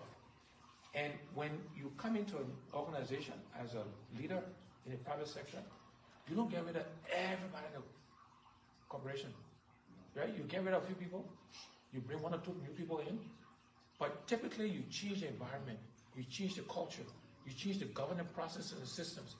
And those same people who were not performing last year will perform this year and perform better. because you change the environment, you change the structure, you give them roles that are better suited for them. They know their consequences. They know you demand performance. And if they don't perform, they will lose their jobs. And so that's what we have to do. Look, the country has, I'm sorry to say, not many people, with experience and stuff that are pure. And I remind Liberians, you got to meet the country where it is before you change it. If I stay over here, quote unquote, Mr. Perfect, and the country is here, we'll never get to lead the country. You have to meet the country where it is, and you go. But Ben. Yeah, I'm listening. Go ahead. Is Mr. Cummings pivoting? If he now coming in the middle. So compared to let me finish my question. Okay. Now. Compared to 2017, I'm seeing a different Mr. Cummings. And for politics' sake, especially 2023, like Timon said, I think that would be a good. Those are advancing it now. I think they're making some progress. But I'm seeing Mr. Cummings coming in the middle. He's not on the far left no more. Yeah. You think am I correct? Is he now coming in the middle? If he doesn't pivot and doesn't come in the middle, then he must be crazy. That's the fact. The same reason Cummings formed an alliance in the CPP. And I hear people sometimes question, why Cummings joined the CPP? Duh. It is obvious that in order for you to win an election in Liberia, you have to build consensus. You have to build a big tent. People may call it hypocrisy, but guess what? I always like to use people who have won election as an example, because that's where Cummings wants to go. That's where Boyka wants to go, right? We are height of his popularity in 2005. No alliance, no merger. King won the first round. Guess what happened in the second round? Ellen whooped him. 2011, Ellen Johnson Sirleaf, sitting president, realized I have a record. I'm an incumbent president. Went to LFP, went to Loop, decided, called Vani Sherman, who was her fiercest critic in 2005. Called Vani Sherman. Listen, Vani, we have to do this thing. We can't let CDC win this election. Boom, Ellen gets reelected. Fast forward 2017, George Manuel Weah lose 2 elections. He even pivoted. He did not only pivot though. He ran as president, ran as vice president, ran as senator, won, right? And then he decided, now I have everything people have been saying that I don't have. He went back to school. So what do I need to do now? I need complementers. I need people to join me who can complement my strength. He goes to the MPP. He realized the MPP is a mass-based grassroots party. He picks the ex-wife of the former president, who still enjoys enormous popularity in the country. Boom! He wins the election. So my point here is, Stanton, if Cummings does not pivot, then maybe something is wrong with Mr. Cummings. If he doesn't pivot, but yes. So you're agreeing that now he's coming in the middle. Yes, I do. And that's a good political strategy right now. They are using. Kev, any question for Ben? We got to move on. Dr. Richardson, any question for Ben? Because Ben just said, you know what, it's good to come in the middle. He's now in the middle, but I'm gonna say, if this is a good game. But politics is dynamic. Why can't he, Kev? Why can't he? You can play the politics, Kev. Say what you want to say about Mr. Cummings. Is this a good game? Why can't he? Well, let me come in. Every politician. Can we talk about other things today? Every we got an issue of domestic violence, people dying. The people dying. No, listen. What about that? Okay. Every politician try to pivot in the middle, but when they pivot in the middle, they always take along the message with them to kind of like blend it together. So they will now look like they're inconsistent with the message. So if you watch the message, but once you pivot in the middle, you are inconsistent. But no, I disagree. No, once you pivoting like that, you are inconsistent. No, if you how is he pivoting the Kev? Give us an example. No, if you pivot in the middle, it doesn't mean you're inconsistent, right? I agree. It doesn't mean you're. Thank you for saying that. I agree. Thank you. Kev, you just agree with that.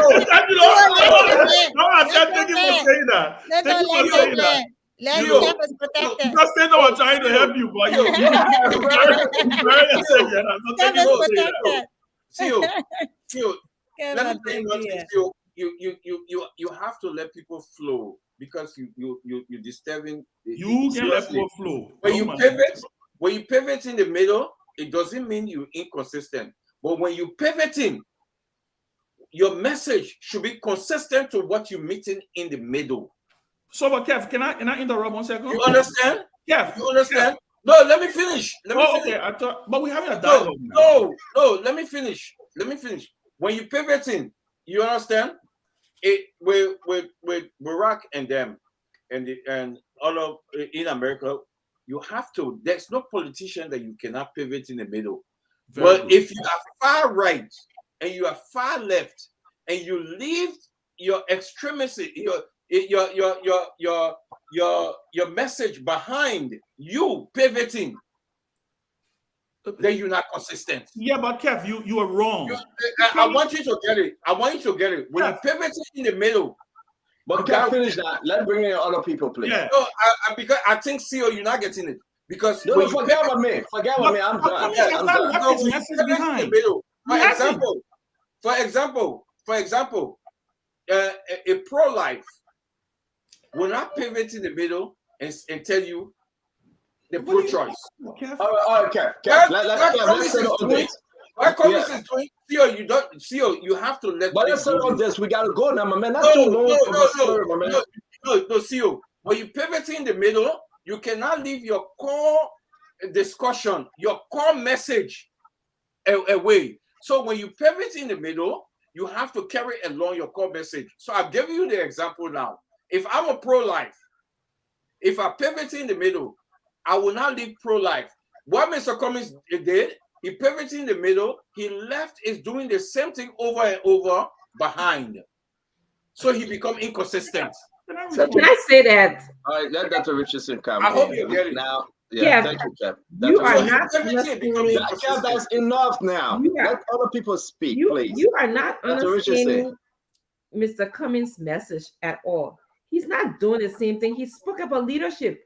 What he's going to infuse into this theme, doing the same thing over and over, is leadership. That is what is missing. He talked about when leadership is infused into a system, people change. He gave you an example. He talked about how sometimes people who are not being productive, when you change the structure, the system, the governing process, those people become more productive. And that is the factor that you're missing out of this, doing the same thing over and over and getting the same result. He is telling you that I'm going to introduce leadership into this factor, and you're missing that. You just want to talk about doing the same thing over and over and getting the same result. In the middle, we're leaving. I need to say something quick before the. I don't know how he's pivoting. You didn't. Go ahead, Chairman Ben, real quick. And I disagree with Kev. I don't believe Cummings has left his message behind. Cummings has always maintained that he's the change candidate in this race. By virtue of the fact, I think, like Mariah correctly pointed out, that he's the only one who, quote unquote, doesn't have governmental experience, right? He has not served in the Liberian government in a leadership capacity. People can say, God, no care for say BWR board, whatever, right? But let me say this. You cannot say he's leaving his message behind. You love to go to America. You love to go to American politics. Let me give you an example. It's like when people used to say, yeah, Barack Obama didn't have enough experience to beat Hillary Clinton or to become the Democratic nominee. Obama embraced that. You know what he said? He said, yes, I do not have enough experience. That the experience that I don't have enough of is the experience that I don't want to have. That's not his message. Let me finish. You can't be doing this, man. Let people finish talking. But that's not his core message. Let me finish talking. I'm coming to Cummings. So when you but Kev, you gotta stop interrupting, my man. I told you don't start it too early. Wait after the show. Then we'll be fine. Bye, please, man. Yeah, but you're yeah. You want to a band of he wants to throw off, and I know him. So my point here is, Kev, Cummings has always consistently campaigned on change. He's consistently said he's the change candidate in this race. Now, in order to bring about that change, he knows that he has to win before he can bring that change. Now, what does it take to win? He's doing. And I have to sleep with the devil. Except you are on Pluto, and I can understand why you don't want Cummings to align with these people. It's because at the end of the day, look across your political spectrum. Chairman. You are aligning with Prince Johnson. You are aligning with people who quote unquote have questionable character. I'm not coming into the Kev. You're in this thing alone. You can't continue this narrative. You can't. But Ben, let me just come in there, Kev. The very Obama that talked about changing it. Who are the people that supported Obama? That's my point. Who are the people that supported? Did he bring people from the skies? Those were the same. Even you have Republicans. Let me finish. You have Republicans who were supporting Obama. Hardcore people from the system. That only people from Chicago were running Obama's campaign. On the campaign team, and there were people on Obama's campaign team who never worked in his government. Let me say something. Let me say something. You want to talk about Cummings? Let's talk about the fact that next week, Josh, let me ask you. Stanton, we're talking about Cummings on the same Cummings topic next week Thursday. Mr. Cummings will be speaking at the Africa Business Conference at Columbia University. He was invited to give the keynote address. It is on Thursday, October 28th, New York, Columbia University, and it's open to the public. There will be others there from the continent, from the business community in New York, from Columbia University. Join him, listen to him. They've called on him to give the keynote. Since we're talking about Cummings, let's talk about that as well. Thank you, Barack. I know invite you. Next time you come with this information, make sure you bring a check. Central and Josh, let me ask you a question. Let that just move a little bit. Some will say Cummings now coming in the middle. Look at our political leaders. Let's go back to our conversation last night. And I think it is interesting. We said this before. The top three, George Manawea, Jose Yimabwaka, Mr. Cummings, you can add Teron Gonglo. The rest, Simon Freeman, Madera Cooper, and all of them. Do you think, Ben, what was your question last night? What was your question concerning Bwaka, Cummings, and Jose and George Manawea? Oh, you're talking about the conversation we were having. Okay. Yes. Well, no, my point, and we're all giving a lot of the internal things. Yeah, no, just ask your question because I want to hold Bobaya on something. I want to hold on something. She like, you're not bringing that conversation. No. Everybody about to express themselves now. Yeah. Make it open. But my point was, Cummings is the candidate with the most potential. That's what I said. Correct. The reason is because he has. No. Don't get reason. You are asking us a question. Okay. Go back to that question. Why is Cummings the candidate with the most potential, right? Yeah. I think that's the question I asked you. So let's bring the question on the floor because we followed Jose Yimabwaka, we followed George Manawea, right? But your question also tells if today Stanton, Cummings, Bwaka, Joe, we are what X, Y, and Z. I want you to go back to your question. I don't want to repeat your question, but let's answer the first question you asked. Sintomani George, Cummings a candidate with the most potential, but then let's go into it right now. Do you believe it? Do you think Cummings have a pathway? Do you think Cummings getting steam right now? Do you think Cummings can knock Jose Yimabwaka off this race and make President Weah in the second round? Do you, Sintomani George? Oh, if Cummings just decide to leave America and go back and get Liberia now and go in the interior, spend his time in the interior right now, engage the interior, I mean, he'll be a formidable force in the next 393 days. And, but every day you get a Canada just check out. You get something to check out. 393. Yeah, 353 days. 353 days. No, but totally right. I actually have a countdown. Right now, Mr. Cummings did be in the interior right now, engaging the local. You know, the other day the representative here, he said something. He gave a very good description of the candidate. I think he said Cummings now he just spent his time in the interior of Liberia. So are you telling Liberians tonight that Cummings can overplay Cummings can overcome Jose Yimabwaka to meet President Weah in the second round? Of course. Look, like, you say no, Moran, not you yet. I want to go right because we said something last night. Kev said something last night. Yeah. Kev made a very important point last night in our discussion. Talking, Kev and Cummings agree. If Kev said, look, if Cummings now can now get the young folks. No, you coming there now, man. I don't want you to go there. You're coming to discuss our whole conversation. So yeah, and you say these young folks are start engaging the locals. I mean the people in the interior and so forth, in the counties, the rural areas. Start engaging them with the messages, confronting them. He said he'll be a formidable force. And I think the ANC now, after they have had a successful convention, I'm sure they're strategizing now, preparing and carry the team to Liberia and join the other team meet, and then they move out in throughout the country. But if they can do that, I mean, he'll be a formidable force, and I won't be surprised if he knock out some of the heavyweights that we're talking about in the race to go to the second So round. you're telling Liberians tonight that Cummings have a path to knock out Jose Yimabwaka. I mean, but Cummings then got the resources. Okay, like I say all the time, you can have the resources they got right now and allow themselves to be in the third position. No, but come next year. By let's say by March, April, want to see that steam, was that traction. Want to see it. Want to see that traction. Yeah.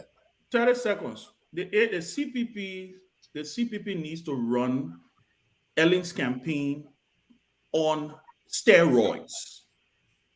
Right? Ellen's 2005 campaign on steroids. And let me tell you why I mean steroids.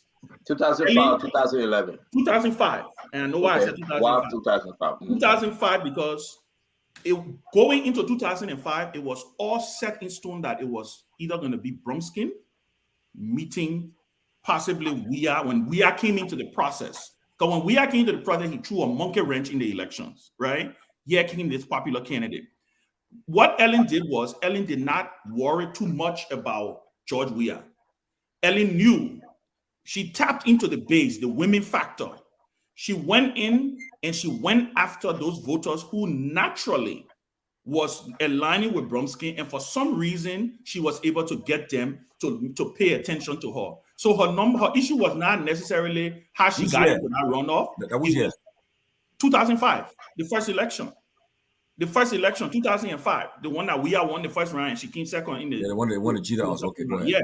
So what I'm saying about people, let me say this. So that's my point. When I say 2005 on steroids, I mean he's the only. That's why I say he's a candidate with a potential. But let me ask you a question right quick before I want to bring in the ANC ladies. But let me ask you real quick. Mm-hmm. Right now, Mr. Cummings, money is not a problem. Yeah. He has set up the Cummings team, right? You think this new set of Cummings team, and I like talking about Cummings because I'm driving somewhere. This new set of Cummings team, do you think Cummings should now go down to the youth, the young men, the young women? I mean, strong young men and women. I'm not going to put you in the picture of Chairman Ben Sevi, Sintuman and George, and that would take the fight to CDC. They're going to fight them politically. They're going to challenge them because now CDC coming back with that wave, bringing back Jefferson Koji, Moba Modu, Akaris Mose Gray, Thomas Falah. That's about anything you want to say America would do to these guys. But CDC coming back with them. We got to put pictures. They're calling people to come under the sycamore tree every working day. When your day off, go spend 30 minutes, go spend an hour under the sycamore tree. Do you think, Chairman Ben Sevi, if coming pivot to the youth, the young men and women, that they would take the message, bringing more cars, bringing more pimpin, keke, community to community base? Do you think Cummings can ride this thing and pass to say Yimabwaka? I agree with you. And let me say this from the angle. The most dangerous presidential campaign is an insurgent presidential campaign. And the person with the most potential to run an insurgent presidential campaign in this election is Alexander Cummings. He's the only candidate that can run an insurgent campaign. CDC can no longer run an insurgent campaign. That is, but what's in there? No, that is CDC calling the people to go home. Yeah, they're calling the people to the base. In front of me. And that's why I'm telling you, the guy is saying they got to go there. The people are trying their best. Yeah. So CDC can no longer run an insurgent campaign. They're the incumbent party. That's why they were so dangerous in the past elections. The past election was because they were speaking to the soul of the country. They own the soul of the country. They were the grassroots. They were the most populist. Jefferson Koji. Funadi, I see your comment. Jefferson Koji can no longer claim that insurgent title anymore. He's been mayor of the city of Monrovia. Moba Molu. You know, I always like to say this thing. You remember before the war, right? During the war years, when they say the rebel groups and so on. So one of the reasons why the Taylor government had a hard time fighting the Lord rebels was because all her generals then got used to comfort. All her generals got used to comfort. So when they were sending them on the front line, they were stopping the Poor River Bridge and sending the children in front. Some of the generals who used to be on the front line before he became president, all of them got used to comfort. That may be the problem that CDC may have right now. And it's about how that message will be able to resonate. But to argue your point, the last point is, Cummings is popular with young people. Most of the young voters, when you talk to them in Monrovia, when we were there, Tomini is aware, most of the young voters, you will be surprised. They may not be the ones who are calling on the radio. They may not be the ones who are calling on talk shows, but they are very popular with Cummings because they're like, we like this Cummings guy. And you know how I know? We suffer. Okay, Chairman. We'll come back to you, Chairman. We'll come back to you. Before we go to our ANC No. The Chairman here, he will take all the juice, all of the conversation. We give him chance. Fico, I won't bring you with that strong argument, Kev. I mean, talk to us, Kev. Yeah, we'll bring you guys in. You guys from ANC. Let's talk about your small. Kev, you agreeing with Chairman and the Saint? Let me say this. I can say this to you guys. Cummings refused to build on the human capital. He refused to build where he's from, Liberian. He decided to work in DC. He decided to take his campaign out of Liberia. And he forget to know that the campaign is in Liberia. In order to become president, is Liberia. In order to become president, Liberian have such a game, boy? To vote for you. So he refused to do that. You know, that consistent with Cummings' history of Liberia, not taking part, MIA, in everything in Liberia. So the pathway for Cummings in this election, no political analyst can see that unless people who want to give Cummings or want to let Cummings, you know, Cummings is the new ATM. So people want to let Cummings, will give Cummings something. In order, I always use the word to subsop his head and let him believe that first round, because he's saying it all over now, he will be in first round. That illusion, and I don't see it ever in life, you know, from 7% to 50.1. So he doesn't need 50.1 though. So what I'm saying is what I'm saying is that you cannot figure out the pathway for Cummings, because for Cummings and them, they feel that the pathway is to, that's the old trick in the 80s. Sanction the country, sanction everybody, the people will revolt, and they will turn against their government. That's what he wants to do. But Cummings had from 2000, my points last time we were discussing, Cummings had from 2017, when they lost the election, to build on the human capital, to go back to Maryland, to make himself, try to rebrand himself, come back to the grassroots, be a grassrooter. But he refused. He decided to go in a way, he decided to use the method of elitism to show that I belong to the class of the elites. The normal guy, the average guy, you nobody, I will smash you, and I will use my power, and I will go against you, and I will win this election by the help of our big brothers. And if he forget to look, our big brothers are not the voters. That's why Mr. Cummings going. And let me say this to you. Siri Allen said it perfectly. He should have started from the bottom. Try to represent your county, your district. Go in, go as a lawmaker, introduce yourself, let the people know who you are. But he refused because of the arrogancy of Mr. Cummings and the ANC, because they feel that they're better than the rest of the Liberian. He said, I don't want no position, I want to be president. And the Liberian people say, no, no, you cannot come and rule us, because reason number one, we don't know you. Thank you, Kev. Thank you, Dr. Richardson.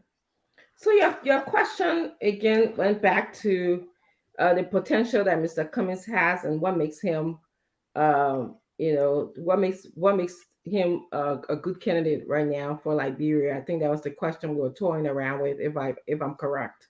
So we can make some distinction between Mr. Cummings and Boka and we are. We know that we are and Boka has failed the Liberian people. We just know that. We know that when we talk about Boka, he never left any imprint. There's no impact on the agencies that he was responsible for. He had the lottery system. He had the group of 77. Today, if you go and ask those people, what impact did you feel when Boka ran those agencies? Nobody can give you a clear-cut answer. He was in government for many years. And in this digital world, people can think we're joking about it. But when you walk anywhere, everywhere, everything that we do, we have to use some form of electronic, in some form of computer. And it's not of who he is, it's just the timing. His age puts him at odds with the digital world. So we need a leader who can learn very fast, who can be in a position of catching on with the digital world to advance Liberia. We are way behind. We are very, very much behind. So that's the distinction we can make, at least some of the distinction, that Mr. Boka has not left any imprint, any impact on any of the agencies that he ran in Liberia. Let's move to George Weah. Kev can come here and sit down all day about, oh, he should have started from the bottom, he has started from the top. But the fact is, under George Weah, Liberia has declined. We've been talking about literacy here for the past couple of days. What has he done? Nothing. We talk about the right shortage in the country. What has Mr. Weah done, or President Weah done? Nothing. We also have spoken about government officials, at least 3 of his key positions, his key officers. They were sanctioned. And President Weah has done nothing. He has not even spoken to the Liberian people. The most basic and simple quality of a leader is to be able to communicate with your people. And by the way, this illusion that, when Mr. Cummings snaps his finger or breathes, the world jumps. Yes, he does have a significant contribution to the world. People respect him for who he is. But the United States is a sovereign government. They make decisions about who they want to sanction based on their rules and laws in their community, in their country. So, Kev, stop lying to Liberian people. Say, oh, Mr. Cummings brought this, Mr. Cummings brought that, Mr. Cummings brought this. Okay, that's a pure lie. And by the way, yes, I agree with those on this panel that are saying we should have more people, but that list is a list of, I believe, 44 persons. They have people like Rebel Binter, who is she's a young woman. I met her. They have people like Lawrence Why, he's a young man, young attorney. I met him. Yes, should we infuse that list? Should we add more young people to that list? I agree to that. So that's what I have to say. Thank you very much, Dr. Richardson. Appreciate it. Antonia Yakula? Thank you, Stanton. Every time Kev is speaking, it's borderline hilarious because it's clear what his aim is. Kev, I get what you do coming to be the election, coming the next president. But let me get to some of the points you mentioned. Cummings hasn't done anything for Maryland. You hearing yourself? Did you hear yourself when you said that? You clearly did not. Because even the Marylanders know what Cummings has continued to do for them. Cummings runs a scholarship at TU University that's benefiting several students regardless of political affiliation, including some of your own very CDC members. Benefiting from that scholarship, when you lie and say that people got free education, but yet the cost of attending university in Liberia has quadrupled because of your Lala free education. Cummings Scholarship is benefiting several hundreds of Marylanders at TU University. Cummings has continued to provide drugs and medication to clinics and hospitals across the county, Maryland County, in all of the districts, from Plebo, Surican to Baraboo District to Harper District. All of the health centers consistently, not one time thing, because your drugs can move from Monrovia to reach to Maryland. He's continued to provide health care for his people. So they know what Mr. Cummings has been doing for them. Then you will sit down on spoon in the comfort of your home in Maryland with your pool at the back to talk about Cummings not doing anything for Now no. you visited him for the city You pool. instead of start distracting me. Yeah, man. You just sit out on the show and be talking Cummings. You think the Maryland people crazy? You think they don't know what their son doing for them? You want to sit here and act like, oh, Cummings is Sunny. Cummings won 26% of the votes in Maryland, beating the ruling party of over 12 years. The only reason Mr. Cummings was not able to beat Weir in Maryland is because the Southeast have voted for Weir since 2005, and Cummings got into the elections like 18 months to the elections. 26% of the votes in Maryland. And you want to say that all Cummings got based in Maryland, or nobody know Cummings in your hometown, Cummings doing nothing? Cummings will beat Weir in Maryland 2023. And you know it, and you're scared. Because you know Marylanders have resolved to support their son. You're not go to the Southeast, you're not go to the people and they not tell you. So you're scared. So your issue now is to paint Cummings as an elite. The elders in Bacon can be sitting down listening, probably laughing at you when you're talking at him, calling their son elite. But your idea of elitism is when somebody pull themselves out of humble beginnings and make something of their lives, then the elites, because you want people to remain poor so you can continue to gain crumbs. That's your strategy. Like Beyonce ain't good enough to afford good things, to live a good life, to be able to take care of their families and their homes. They should be coming to you to beg for crumbs. When they can afford a better life for themselves, then you call them elites. So Liberians should deserve to be poor. That was under your leadership. 600,000 Liberians fell below the poverty line when you lied and said you will take 1 million people out of poverty. The records are there. Is that why you're making Liberians poorer?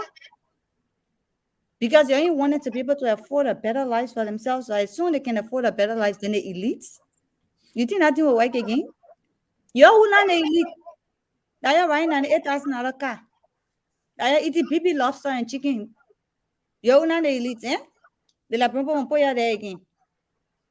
That rhetoric dead on arrival. If the Liberian people will vote the person they know will make their lives better, the person they know will provide jobs that just will not provide, the person they know will fix the economy, the person we know will improve the business atmosphere for more businesses to thrive, the person that will be able to attract foreign investment based on the international connections, and that person is Mr. Cummings, and you will lose 2023, and you're scared. We know it, but don't worry. No, let me ask you But just a see, question. she called my name. Can I? No, like Kev, stop, man. But Hold on, Kev, stop. let Let Kev me respond. yeah, but man, don't do this, man. But can I speak to man? Don't do this, man. I mean, you know, I was thinking, yeah, call my name. No, don't do this, man. No, don't do this, man. Don't do this, man. Don't do this, man. There you go. There you go.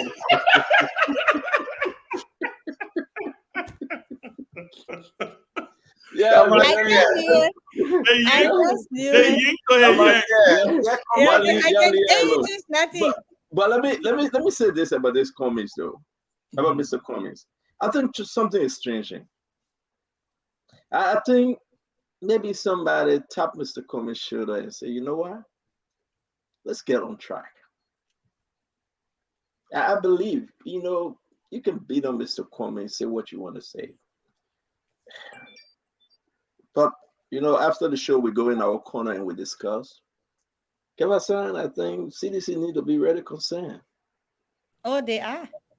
But you were coming, Kev. Let me just lay a few things out, which is very important because I want to speak to Liberians. I'm not joking on this one. I think Mr. Cummings is stepping up his game. I think he have taken this to be, you know why? It's time to It's time to move on. It's time to wake up. Like the song said, the book I said, wake up. And I think he have woken up. I think this is going to be so hard for the ruling party, which is CDC, and even Jose Imabwaka is concerned. Names I'm hearing that endorsing Mr. Cummings or willing to support Mr. Cummings through this fight. And some people say, you know what? Keep me quiet. Don't call my name because of my position. I'm not going to call their names, but I have spoken to some of them. Chairman, seriously, this is Stanton. Please, we don't need our name to be mentioned because you know where we are. So keep me quiet. But we'll support Mr. Cummings. Then I asked why. And they gave so many reasons. Most recently, I should say this latest thing is hurting a lot of people. Chairman, money. Let's put politics aside. The issue that Mr. Cummings brought sunshine in the country and people were in place on sunshine, another sunshine coming. But for the president, looking at religious situation and just saying, I don't care. Folks from foreign country, they are speaking about the massive corruption that forced now Representative Youngquest say, you know what? We had a meeting. We'll continue on this thing November 7th. But as it is right now, in all the counties, the citizens, the people doing roadblocks, nobody can go to the training center no more. Even today, it is terrible. And if the government continue on this path, and Mr. Cummings continue to push and punch, that would be a very serious thing. So my take in this, if anybody out there is saying, well, we didn't hear Mr. Cummings' name 6 months ago, be careful this time around. Not about America, but Liberia as a whole. Because the people will not sit and allow themselves to suffer for another 6 years. They will not just sit there and say, I'm going to vote for my own suffering. And I know some of my CDC friends don't want to hear this. But with you Liberians, and I will open the phone line, then we'll go to the next conversation. Now listen to Spoon every night. Will you sit there and say, I'm going to vote for my next suffering for 6 years? I will vote. Because I agree to this for me to suffer for 6 years or 9 years. I mean, that's the bottom line. If you agree with your living condition, that's it. So, Mr. Cummings now are saying, like, once we already agree that he pivoting, he in the middle right now, he willing to work across the aisle and bring folks together for Liberia, then something strange is happening. The question, can he overcome Jose Imabwaka? Through our conversation, folks saying, yes, he can. Jose Imabwaka is not speaking. When he speaks, he's not, the money is an issue. People say, well, money will come. Money will come. Money will come. But something about Jose Imabwaka will be discussing too. Because the interior, understand that, Chairman Ben, you know this, 2017, Waka won Lofa, right? Only Lofa out of the 15 counties, correct? Yeah. If you talk about Bwaka, what I heard yesterday, most of Bwaka supporters is right in Moserado. And the other thing is they're the loudest. Exactly. Sometimes being the loudest doesn't make you the strongest. That's And the drum makes the most noise. And you know what? That is a threat. And Boriah was in the UP camp the last time. That's a threat that UP used, and it got exposed in the election because UP was winning polls. Boyka got the most endorsements in 2017. The most endorsements. But he leading the polls right now. You know that, right? They all leading polls. Go back, man. Let's meet this guy. Let me this guy. You know, every time he said the polls, keep asking him for the polls, he can't bring the polls. But to your point, Stanton, I don't. You can get right back on track. What I was trying to say was the United Party support base is very loud. They're very loud. You got to give them that. Their propaganda game is A+. They know how to spin. But Chairman, it was before. I don't think it's now. I think they have some limitation. Before 2017, yeah. You give it to them. But now there's a problem here with Unity Party from where I sit. Communications require money. Exactly. Well, exactly. There's a split. The Unity Party is into money, George, where they are right now. The money is a serious issue. And everybody is watching Jose Yuma Baraka VP. Who he going to take? Everybody is watching that DAL, whether it will come into play. What will be the problem? So don't take Cummings out. We'll go and talk to the people. My only question I will ask folks tonight, are you willing to vote for your sovereign for another 6 years? So wait, let me ask you. No, give back. Is that a bad question? No, it's a serious question. No, I'm asking. First, we are speaking. No. See, listen, y'all take me from the show. If you think that, you're speaking as political analyst here, right? But my question, since I've been wondering all day, because I've been thinking about Liberia like every day, I went doing stuff. Ask the Liberian people. Are you going to vote for your own sovereign for 6 years or for 9 years? And I think that's a damn good question to ask them. No, wait. Are you going to vote for your own sovereign for another 6 years? I want this to sing in the people. You want to shift my question? No. I just recommendation. Yeah, because are you better off? Yeah, because the way you asked the question, my man, we asked that question yesterday, but why you stopping me? Yeah, the way you asked the question. If you check your phone now, it's buzzing. Yeah, the way you. Yeah. The Liberian people will not vote for the suffering for another 6 years. The question is, are you better off than you were 6 years ago? No, we asked that question already. The Koji's and the McGills and the Samuel 12 and the Kefasans of this world. Are you better off, right? That's the American way to put it. That's the American question. We asked that question a few weeks ago. My question I want to ask today. Yeah. Are you now satisfied to go vote for your own suffering for another 6 years or 9 years? Are you ready to vote for your own suffering? Let's take this thing to the Liberian people. Enough is enough. Let them put all joke aside. Okay? We shouldn't look at people's faces. We shouldn't look at friendship. We shouldn't look at relationship. Let's talk about Liberia as a whole, Chairman. If the Liberian people think about themselves, the children went to bed today. Some of them didn't go to school. Today is Friday. My son came to me and said, Daddy, I need a video game, $69. Can I use your credit card? 11 years old using my credit card. I said, go ahead. Somebody in Liberia looking for that $69 to eat for the month. Let me say this to you. Exactly. Let's ask Liberian people, are you willing to go vote for another 6 years of your own suffering? If that's a bad question, I'm off this program tonight. No, it's not. Let me come in. Let me come in on this. Let me come in on this, guys.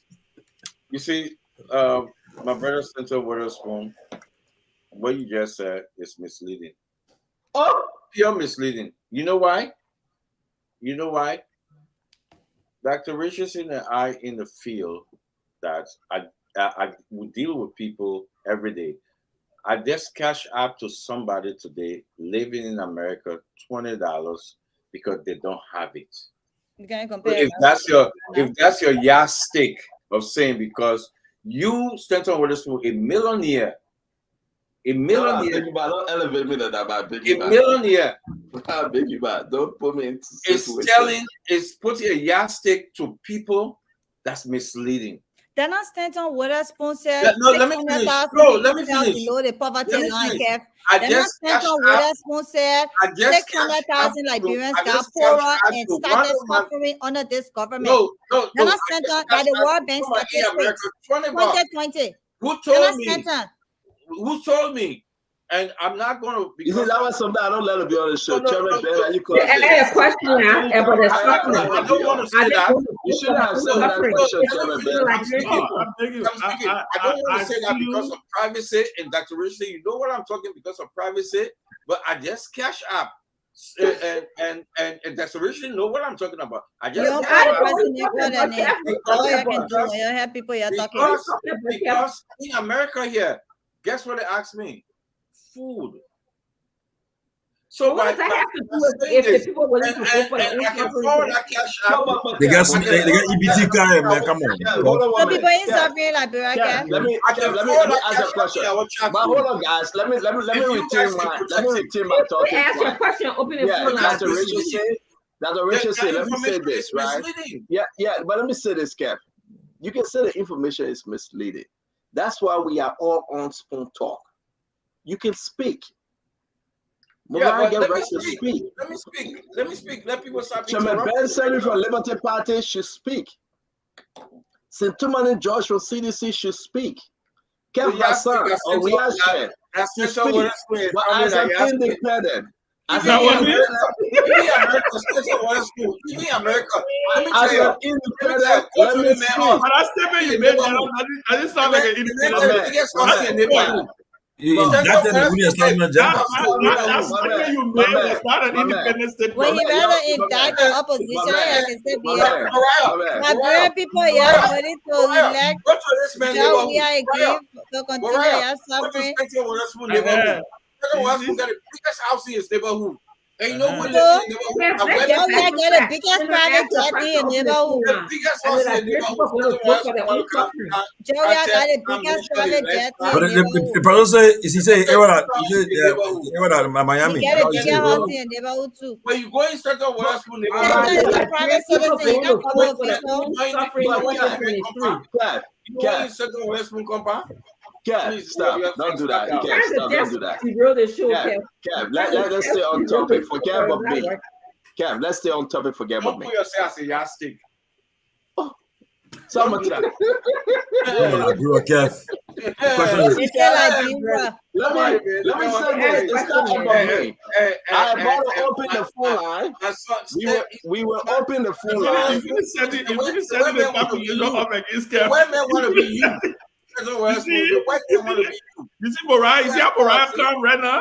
And she's loving this moment right now because nobody setting the population That's the question that you need to answer with your vote in 2023. And James, I will ask you the message. What you need to post right now on Facebook, James. While we having this show, are you willing to vote another 6 years for your own suffering? Oh, are you willing, Liberian, to vote another 9 years for your own suffering? Listen, let me tell you something. But Kev, let me finish, man. No, but you can't finish for your opposition. But Kev, let me finish. Declare yourself now. Declare yourself as member of the opposition. I am an independent. How will you tell the people in Popo Beach are they suffering? They're not suffering. They're not suffering. How will you tell somebody? How will you tell somebody living in a home that the person put them? How will you tell somebody go to the hospital? Kev, it's okay. How will you talk about the development the person doing? Kev, it's okay. But we should also listen. No, we gotta balance the show. We gotta balance the show. You're not balancing nothing yet today. No balancing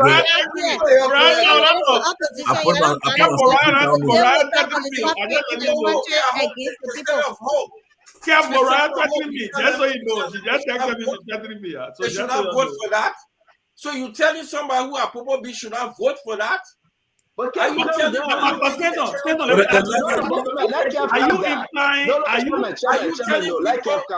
Who want to take the? Are you implying that if the calm down?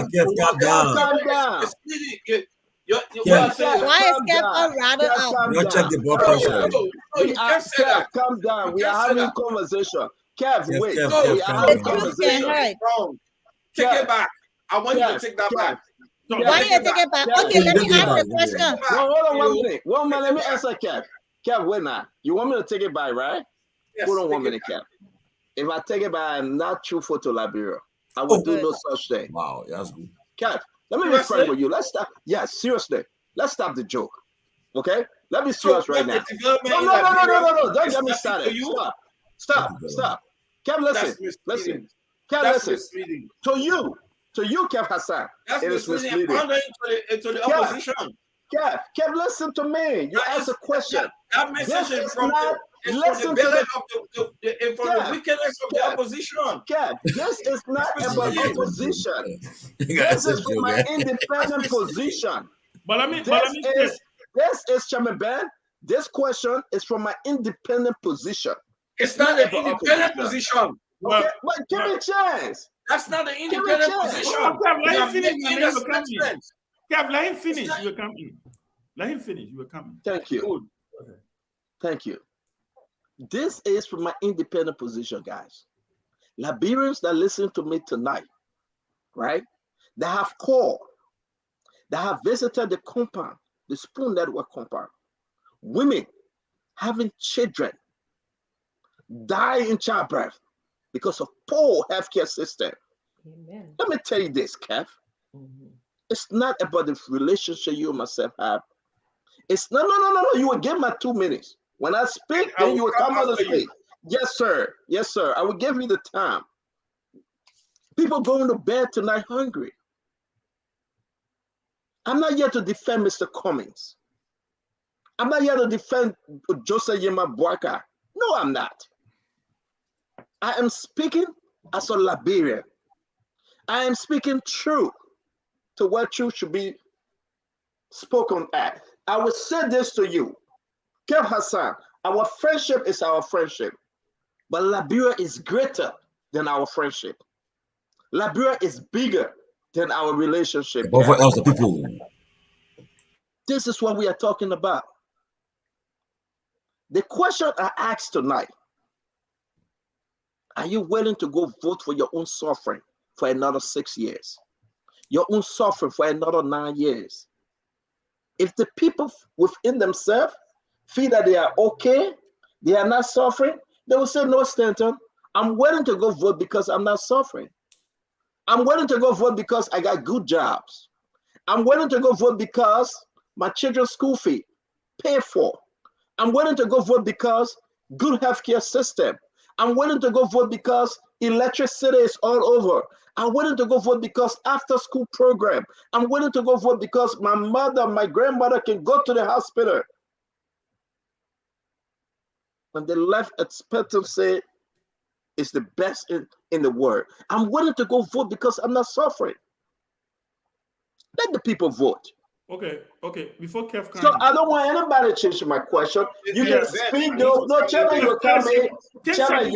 Chairman, let me finish. You will come in. Then after you, Kev will speak. Let me finish. I'm begging you. I asked this question with an intent, not because of Cummings or Joseph Nima Boaka, but because of the Liberian people, Ben. Are you willing to go vote for another 6 years of your own suffering? And I stick to my question. And I respect that. What I was trying to say was you are a self-proclaimed independent, as you have stated, right? What I was coming from was, first of all, that what that question implies is that the moment if the people, but first of all, what that question implies, it indicts the ruling establishment. That's you as an independent, a self-proclaimed independent, should not do that. Secondly, what that question also implies, maybe I shouldn't do it as a self-proclaimed independent. You don't even know where I'm going with this. You don't even know where I'm going with this. Go ahead, Ben. Ben, go ahead, speak. Ben, go ahead, speak. Let me lay my thoughts. What that question also implies is that if the people don't vote for CDC, that means their suffering is going to end. Like, you meaning if the people go and vote against the CDC, it means all their suffering is going to end. And for me, and that's what I'm saying. That's what I'm saying. That's what it implies. It may not be but why can't you say if the people vote for Mr. Cummings, they are voting for their own suffering? But that's if people vote for Boaka, they are voting for their own suffering. No, but you said, right? But you know what you said? You said the last 6 years. No. I didn't say last 6 years. You said. I said, are you going to vote for your own suffering for the next 6 years? That's my question. Are you going to vote? No. Are you going to vote? No, Chairman. It's there. Okay, I said, okay. are you going to vote? Please, because I don't want us to change this thing. Because that's what I'm saying. I said, are you going to vote for your own suffering? No, let me finish, Kev. Let me finish. You will come in. Liberian people will listen to this and they will call the phone line and they will address it. Dr. Richardson, my question remains. Are you going to vote for your own suffering for the next 6 years or next 9 years? And that's simple, my question. Okay, then that's a fair question. That's a fair question because then you can say, then you can have a conversation from the angle of which one of these candidates will not give you suffering now. That can be the spin. But let the Liberian people go into their own mind and answer the question. Listen, guys, we need to speak to Liberians. It's about Liberia. If the people agree to go vote for their own suffering for the next 6 years, Jose Yima Bwaka, Joe Wea, Alexander Cummings, whoever it is. Because I know. You know what? Because I know if you are a wise man and wise woman and you are suffering now. Because you know the Unity Party was in power for 12 years, right? Was people suffering in the last 12 years? Don't change my question, Ben.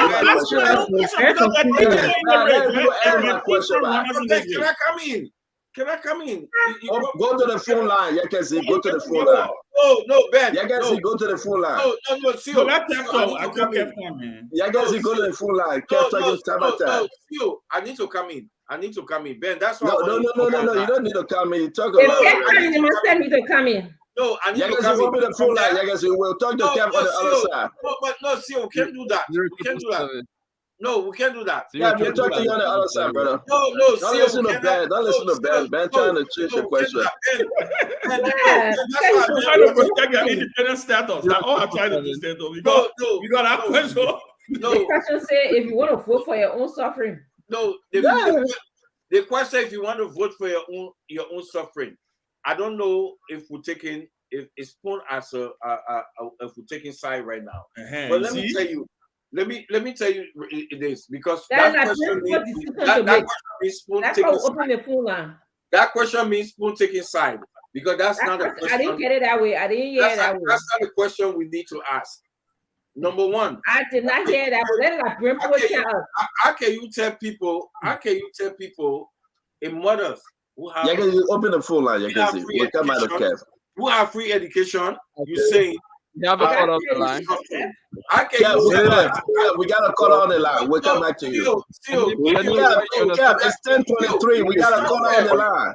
No, it's not fair. We are panelists. We'll come back to you. Let me stop that. Let me stop that. Let me stop that. Let's move on. We got somebody on the line. Go ahead. Hello. And the lady. And the show. So answer the question now. The question is: Are you going to vote for another 6 years for your own suffering? That's the question. My brother, in the government, everybody is not job. Let me vote for you. My man, yes or no, man? We got yes or no.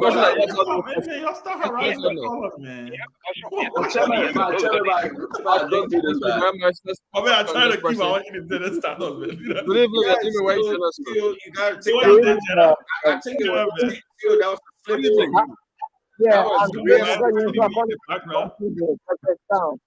Gabriel Yensua, let's hear you. Okay, the question is, are you going to vote for another 6 years for your own suffering? That's the question. Yeah, I want to put it in this print. The question is correct, but everybody is saying Baka is not correct. Everybody is yes or no. Yes or no. You see where your question is going? You see where your question is going? Yes or no? Ask the man. Let's move on. Okay, he's off the line. 0777 1075 0777 1075 1075. Let's talk to this person. Good evening. Your name and where you join us from? And then the call from Morovia. What's the response to the question? I think it won't be necessary to go another 6 years suffering. We are suffering a lot. That is no, right? This time we should be thinking how to make another decision that will be right. That's no. Let's talk to another person. Good evening. Your name and where you join us from? Hello, Professor. That's somebody calling you. Okay. What's the response to the question? Are you going to vote for another 6 years for your own suffering? Yeah, after you before you can see things you do. The question is yes or no question. I'm going to vote for another 6 years. Oh, for your own suffering. Okay. Thanks for calling. Let's talk to another person. There you go. Good evening. Your name and where you join us from? You a bad guy. You be careful. Good evening. Your name and where you join us from? Seriously, man. Okay, this person not ready yet. Good evening. Your name and where you join us from? Your name and where you join us from? I'm Papa Adelko. I'm joining you from District 10. Okay, let's hear you. What's the response to the question? Are you going to vote for another 6 years for your own suffering? Yes, I'm going to vote for another 6 years for my own sovereign that for somebody to score my children tomorrow. Okay, thank you. Let's talk to another person. Good evening. Come on, bring it on. Your name and where you join us from? I'm Emmanuel Bala. Emmanuel Bala, let's hear you. Are you going to vote for another 6 years for your own suffering? No, I cannot vote for another 6 years for my additional suffering. Thank you. Okay, let's talk to this person. Good evening. Yeah, good evening, Mr. Charles. I'm going to vote for enjoyment, but not for suffering. That is no, right? You're not going to vote for another 6 years for your own suffering. That's No, no. that- Thank you. no. Oh, you see, that's a big fuck. Don't change it. Don't do that. Don't change it. You're right. Good evening. The way I'm doing the question is correct. I'm about 2 years. Good evening. Let me see what you do. You're leading them before. No, because you don't do that. He said, I will vote for this Good government. evening, you there? Edward, are you going to vote for another 6 years for your own suffering? No. No, okay. Thanks for calling. Good evening. Hello. Your name and where you join us from? Yes, my name is Mohammed M. Sharif Jr. and I call you from Akawa residence. Okay, are you going to vote for another 6 years for your own suffering? Yeah, brother, that's a very good question. Okay, thank you very much. You already said yes. Let's No, you didn't okay. answer. You still I don't. didn't say yes to the answer. I don't think you were answering yes. You was guessing no. So give them a chance. Let it Hello, answer. you still there? You still here? You still here? Let's hear Put you you. on the inaudible pile. The question is very good, but there will be people who will vote for this government, but not with the intention of suffering. But never mind. There's also going to be people. So what's the response to the question? Answer. My response is that I'm going to vote not for suffering, and I'm also not going to vote for this government. Okay, thank you. Thank you very much. Let's talk to another person. Good evening. Good evening. Hello?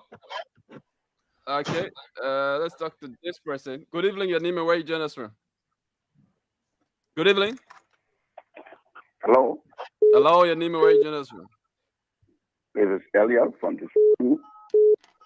Elliot, let's hear you. Are you going to vote for another 6 years for your own suffering? I don't want to suffer again no more. Okay. No more. Okay. I want to vote right. Thank you. That is no. Okay, let's talk to this person. Good evening. Hello, Your name and where you join us from? I'm Sister Roger calling from District 10. Okay. Your response to the question, are you going to vote for another 6 years for your own suffering? No. No, okay. Thanks for calling. Let's talk to this person. Good evening. Good evening. Your name and where you join us from? I'm not going to vote no stringer to governmental affairs. I want to to do something today. I'm not going to vote no stringer. Thank you. Okay. Your answer is no. Let's talk to this person. Good evening. Hello. Your name and where you join us from? I'm Eric Katuna calling from Pinzio. Eric, are you going to vote for another 6 years for your own suffering? I'm not even planning, neither my family is planning for that. Okay. Thanks for calling. Let's talk to this person. Good evening. Good evening. Hello. Yeah, hello. Your My name and name where is you join us from? my name is Abu Kane. Speaking from Anja. Connor, let's Italy. hear you, Connor. Yeah, I don't want to respond to that, but you got question. I don't Okay. want to make my own analysis. Okay, no. The question is yes or no question, and that's it. The question that the callers are answering. Let's talk to another person. Good evening. Hello? I'm sorry. Walk away from your monitor before calling us. Let's talk to this other person. Good evening. Hello. Hello, how are you? Your name and where you join us from? I'm Eastern David. I'm calling from the system. East Island. Let's hear you. I'm not going to vote for my own support. Okay. Thanks for calling. Let's talk to this other person. Good evening. Hello. Hello? Your name and where you join us from? I'm joining you from Sierra Leone community. The question is, are you going to vote for another 6 years for your own suffering? Why did I vote for my own state or another state for my suffering? Okay. Thanks for calling. Yeah, guys, Hello? I think we have heard enough. Let's try to wrap this thing up. It's 6:30, yeah, 6:31. Let's bring in the chief, Sintoman George, Chairman Ben Sevi, our brother, Honorable Kev Albert Hassan, the doctor in the house, Dr. Francine Chinua Richardson. Yekezi, thank you for allowing Liberians to call and express themselves. I believe majority said no. We are not going to vote for our own suffering. Majority said no. We are prepared to vote, but we will not vote for our own suffering. Whether they're going to vote for George Barner Weir, Jose Yima Boaka, or Alexander B. Cummings, I will always speak to Liberians in my capacity as an independent, loving Liberian. I will always speak to them. I will speak to each and every one of you every night and make the case. And I will make the case because it's the best thing for us to do. The question tonight, and we'll put this question on the spawn page. We want you to share it. Those of you that follow us by way on Facebook, and we want you to understand, are you going to vote for another 6 years of your own suffering? The representatives, 6 years, president, 6 years, 9 years, senators. Are you going to vote? Look at your current condition and understand who your representative is, who your senator is. And understand, Mr. Cummings want to be president, Joseph Barker want to be president. But are you, my friend, going to vote in the Republic of Liberia to give them 6 years of your life to suffer? I rest my case, but I will always say this. I'm for no one political party, but for the Liberian people. The question was a fair question, legit question, and we will ask this kind of question every day. It may make some folks uncomfortable, but it will help educate and give focus to Liberian people. Are you Liberian? Omen Paul, Baflomo, Man Jackie, Man Mary, Man Elizabeth, Opa, Olele, Wuledi, Claudie, every one of you guys, sit and think tonight. Is your life better today? Are you going to vote for your own suffering to give another 6 years to somebody? And you will just suffer? You will just beg them? You will knock on the doors? You will knock on the gates? You will open the car and wash the car tires to get daily bread? Are you going to vote next year? 6 years of your life for you to suffer. This is no joke.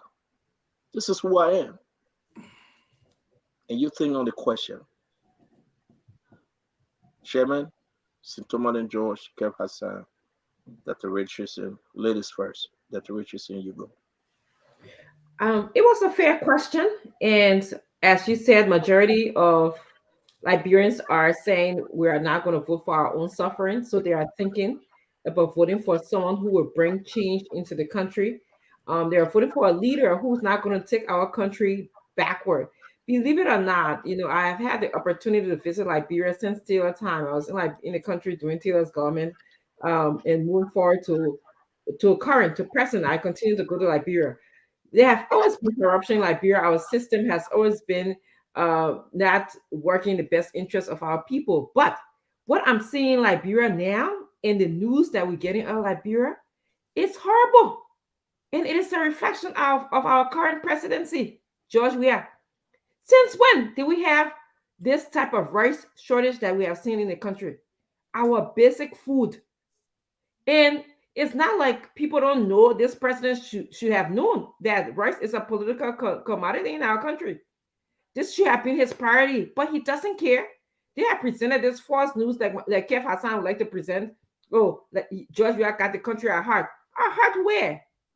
We got legis corruption. The Port of Buchanan corruption.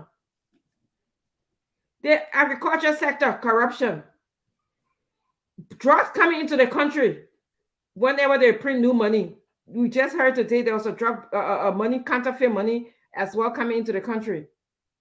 So this is horrible. So yes, so Liberian people, I'm glad that you guys are thinking that you're not going to sit down and vote for another government that will continue to take our country down the drain. Even us who are not in the country, we are feeding it. I have to send money back to my family. Many other people have to send remittance to the country. We are feeling it. So y'all should think hard, Liberian people. We should think hard. Don't sit down here and listen to Brother Kev. Kev sits down, he got pool up in his apartment. He's comfortable where he is. He started celebrating Friday early, as we are hearing. Okay? So don't sit down and listen to that. Listen to what your own experience. How are you doing in Liberia? That's what I have to tell you. Thank you very much, Dr. Richardson.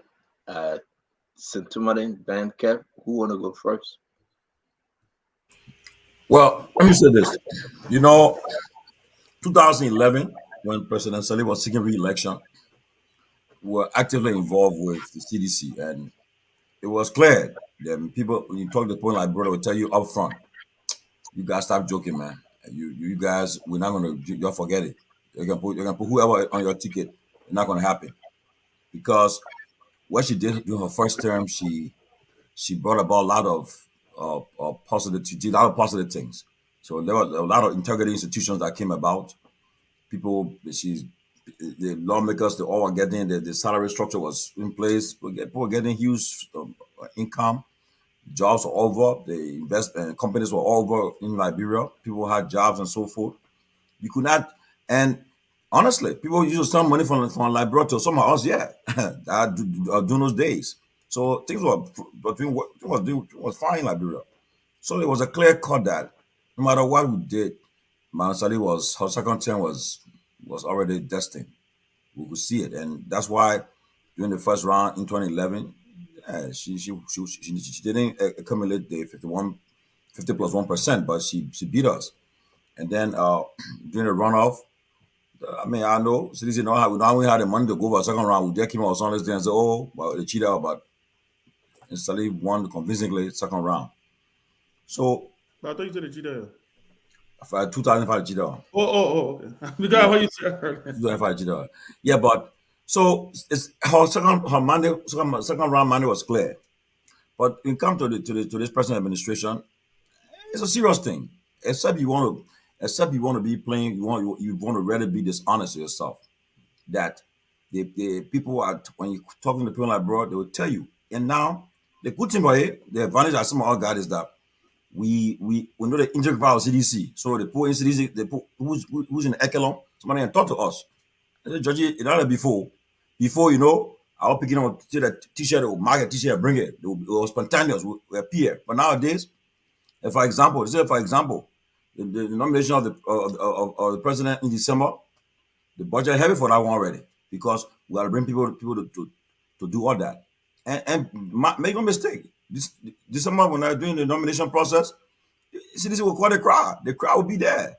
But the question will be, would that crowd be the one that will go and vote? That will come next year? But they'll have the crowd because they will do everything possible to bring the crowd. So it's a serious thing.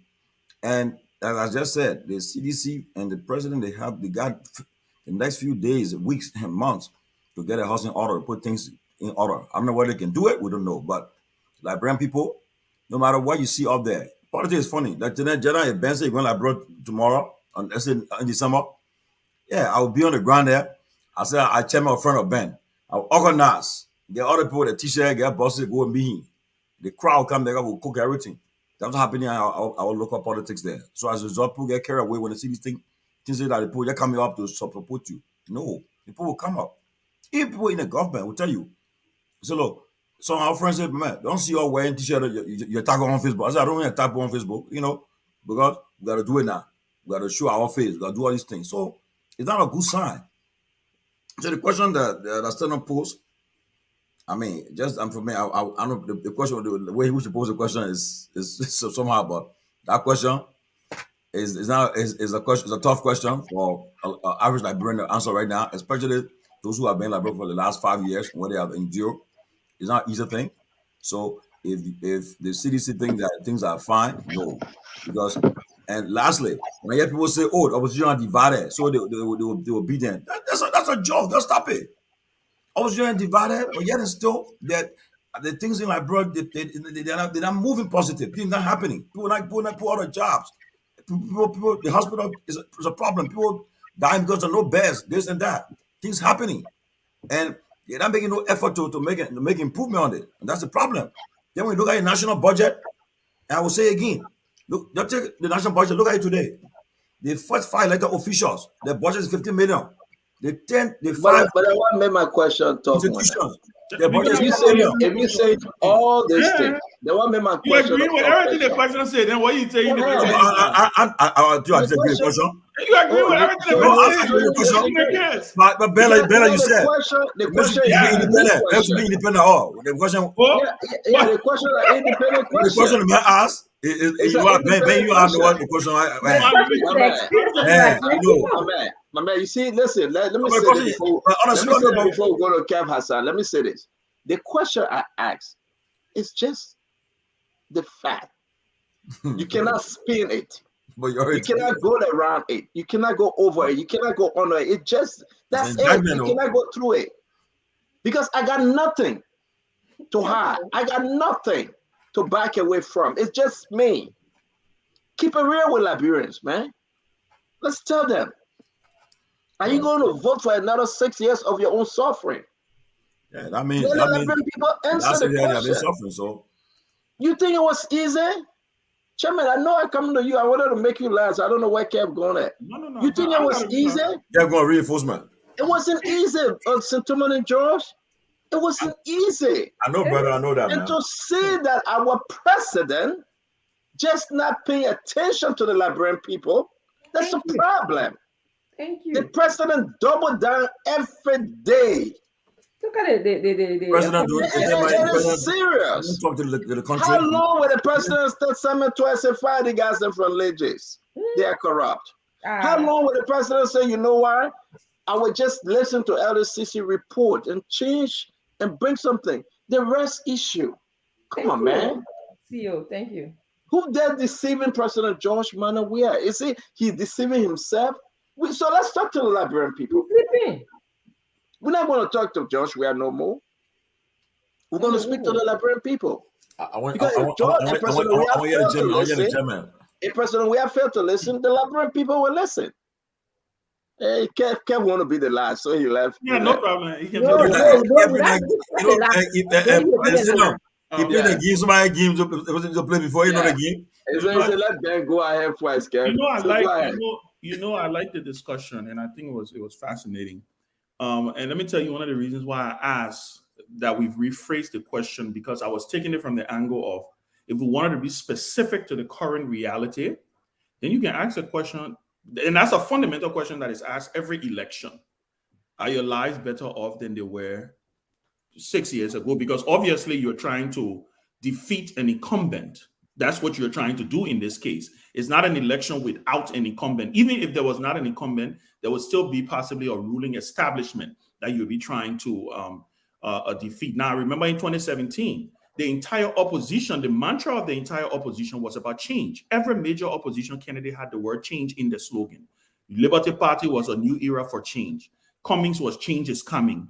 CDC was change for hope, or hope, I think it was hope for change or change for hope, one of the other way around, right? It got to a point, even to a certain extent, the Unity Party, which was the ruling party, who vice president was running in 2017, then said at one point in time tried to talk about change. So I understand that. But like I always like to say, Liberia is a very, very, very interesting country. Our voters are very interesting, the way they operate, the way they think. And forgive me, I know a lot of people tend to oh yeah, Ben, you know, so I've had a front row seat in this thing for a long time, and sometimes I sit and I watch. The other day I was thinking about something, Stanton, and I asked myself the other day, I said, if we were to do a poll in Liberia to ask who remember the conditions in Liberia when June 7 happened, a vast probably most of the people have probably forgotten about that era. So I do believe that this government has its work cut out for it. This president does. If President Weah continues on the trajectory that he's on, where he's doubling down and he's not able to effectively communicate to the people, he's going to be in trouble. This is not going to be an easy election. Now, with the opposition, the CPP, I'm a member of the CPP, but you know, I told somebody the other day, I like to consider myself kind of like a maverick, right? Because I also understand that we too got our issues. We too have not figured out whatever way we want to talk about it. It only suits you when you look at the opposition right now, everybody making their own argument. You got United Party people talking about change. You got United Party people actually talking about change when they were in power for 12 years. So what I'm saying is the electorate, I am going to be watching to see the trends of how the electors are going to operate. Because I've seen too many inconsistencies when it comes to the electors in Liberia. The things that they're concerned about, depending on the current reality, is what I have my little iffiness about. Because guess what, Dr. Richardson, 2 months ago, we didn't know we were going to be talking about a race crisis. We had no idea that it was coming. There are rumors of a looming gas crisis. There are rumors of a looming financial crisis. All of these different things are going to play in. But I remain consistent in saying that this election is going to be one of the most interesting elections, just because of how, and social media is also going to play a part into it. It's going to play a big part into it. So I like the question, and I think it was an easy question when you come to think about it, because I don't think anybody will want to vote for their own suffering. I don't think so. But hey, remember, this is the same country that, you know, the way how we operate, sometimes people can scratch their head and be like, damn, Liberians, right? So I think we need to do more of this. I would like maybe the next time we should be more specific. Think about the question tomorrow and bring it. That's what I'm saying. We should try to be more specific. You will moderate tomorrow. Yeah. You moderate tomorrow and bring the question. Ask more direct, and ask more direct. But I think your point was, I think I knew where you were coming from. And I think most of the people who called were very frank, but there were also some interesting answers in there. Kev, you got your wish to go last. No, it's not that. I wanted to go, but I have to. No, I'm just messing with you. You know me. Yeah, I was opening the door, but let me say this. I always use word here, and I heard that in different stations. They're saying about some of the choice of words I use, but some of the choice of words sometimes manifest. The people are seeing it into reality of the thought of what people feel. Let's say this. I always use the word that us versus them. Them want you to feel that the people who going to the 14 military hospital are nothing. You are no Liberian. You shouldn't listen. They want you to feel that people who taking the treatment at the 14 military hospital that the president built for Liberian, you are nothing. Us versus them. They want you to feel that the homes that the president built at Popo Beach, you guys who live in our homes, you're nothing. They want you to feel that way. That's why the question is, will you vote for your own suffering? Because they don't consider you as part of Liberian. You are Liberian, a part of Liberia. Benji? They don't want you to feel that way. So the question is your suffering. The suffering they're talking about is selective. The suffering they're talking about is people who loot our country, don't have jobs today. They want them to come back. That's the people they're talking about. Will you vote for your own suffering? No, they're not talking about the people at Invisible Park who's sleeping in one bed by this president. No, they're not talking about that people. The people they're talking about, it's the Unity Party and the ANC people. That's what they're talking about. They're not talking about people who homes were constructed by this president at the Invisible Park. They're not talking about people who are going to go to Bapolu Hospital that's going to be launched if you in a couple of months. They're not talking about that. You know, they're not talking about the doctors then that studying overseas who will come to treat our people. They're not talking about our people. No, they're talking about the opposition people. They want the opposition to come back. That's what they're talking about. People need to understand that. They're talking about the opposition to come back who misuse our country. That's what they're talking about for 12 years.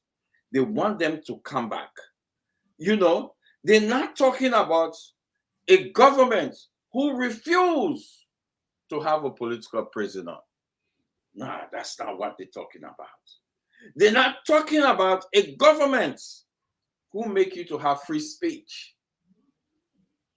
No. They're talking about the people who led our country into anarchy need to come back. So look at the alternative who they want to come back. Look at the alternative. If you want to know where they're coming from, look at the alternative. That's what they're talking about. No, they're not talking about the construction of the Fairground Road in Buchanan, Grand Bassa. No, they're not talking about it.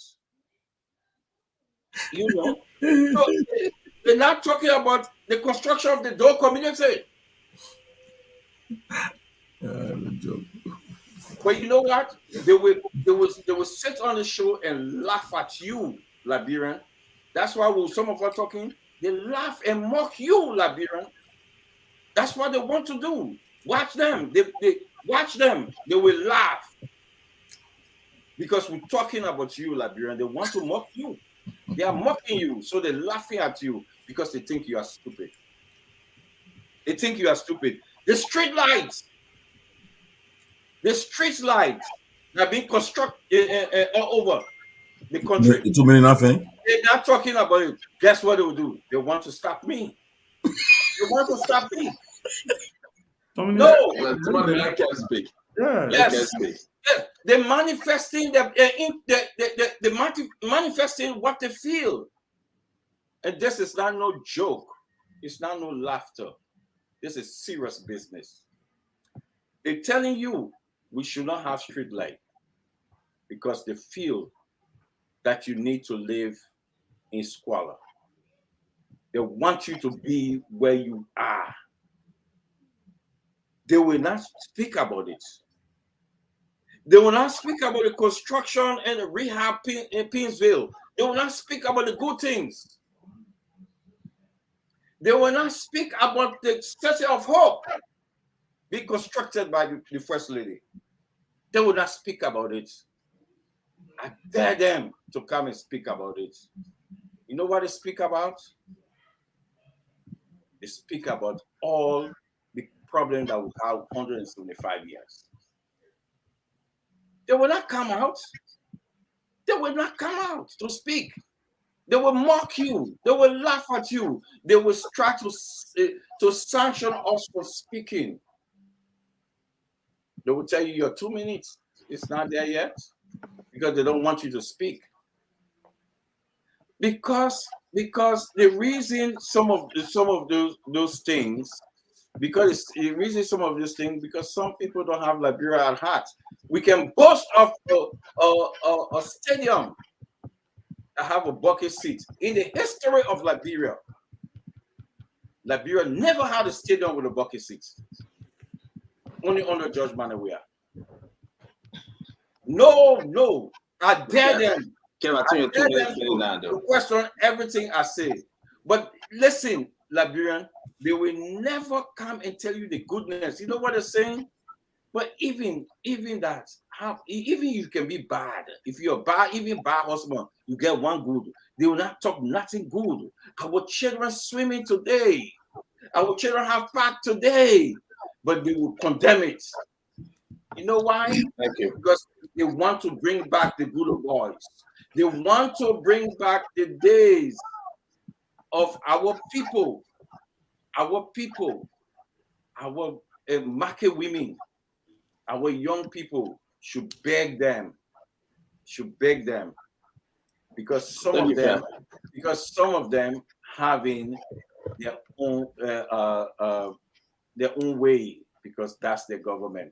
Because the last thing I will say, would they tell you about 6 years? They're not talking about you, Liberian people. They're talking about their friends. I want you to understand, Liberia. They are telling you they want the friends to come back. Because the friends cannot stay for 12 years. We stay for 12 years. They cannot afford to stay for 12 years. And guess what? They are not coming back. Thank you very much, Kev. So I think you need to call Barbara. We want to say let's do this real quick while we close. All right, then and I'd like to say, I said thanks to everybody for joining us. Tomorrow we'll be on the show. Sunday, we want you to join us, man. We got a very, very interesting one-on-one. We got a gentleman whose name is Victor. He got so many TV network, radio station here in the United States, from Chicago to Kansas. He will be our guest. He's the president of and CEO of PBS. Here in the United States, he's in Liberia currently, and he'll be our guest. Our international guest on Spoon Talk 101 will be discussing issue. He's a Liberian that is bigger, higher than me, and has what you said. They highlight the investments and let me finish with the announcement. You can and have everything. The issue is that we are so happy that we will be talking to Mr. Victor Husgum. He will be our guest on 101. Tomorrow we'll be having a wonderful conversation with Mr. Simon Framer. We'll also be bringing in for the first segment our sister who is running for the Senate seat in Grand Bassa, Magdalene. She will be on the show tomorrow as well. Let me say this. This is not about politics and all the achievement President Weah, what he has done in Liberia. Let's be frank. And I would say this, they may not like it. I think President Weah can do better. We have an opportunity to grade this president again. And it's coming. And with great President Weah on this achievement. You have listened to Kev Hassan. As a president in your first term, going to 6 years, you want to celebrate one invisible park. Is that your accomplishment? Should that stand as your legacy that you should be proud of? Count the children that go into that invisible park that are not in school. Count them. You cannot close the second term again. Kev, You already I'm the moderator. Tomorrow when Chairman is moderating, you can tell me. I'm the moderator. You cannot do a rebuttal. Then I have to come. You have to give me 10 seconds. Kev, No, you cannot do a rebuttal. If Chairman is doing his moderation, Development is measured in the impact you have on people's lives. Let me say this. Let me say this. But let me say this. If you don't want me to. Okay, I will agree with you, but let me say this. Let's call it a day. Tomorrow you can. Don't interrupt me. Don't interrupt me. I'm moderating, right? Tomorrow you can come. Because everything you read, not really finished, so you want to call it. And so you put in the Bible. Yeah. So go more notes. Tomorrow Everything get a matter of not really finished, so you read your again. No. All the things again are really not really You are finished. interrupting center flow. I'm moderating all the time. You cannot please the three Just give me time to talk. Just have a good day. Tomorrow you can come. No, all the things again are read, not read it, so he order, so he wanted to talk again. Go bring new one. So I'm gonna pause and I'll wait for tomorrow. I'm going to listen by yourself now. On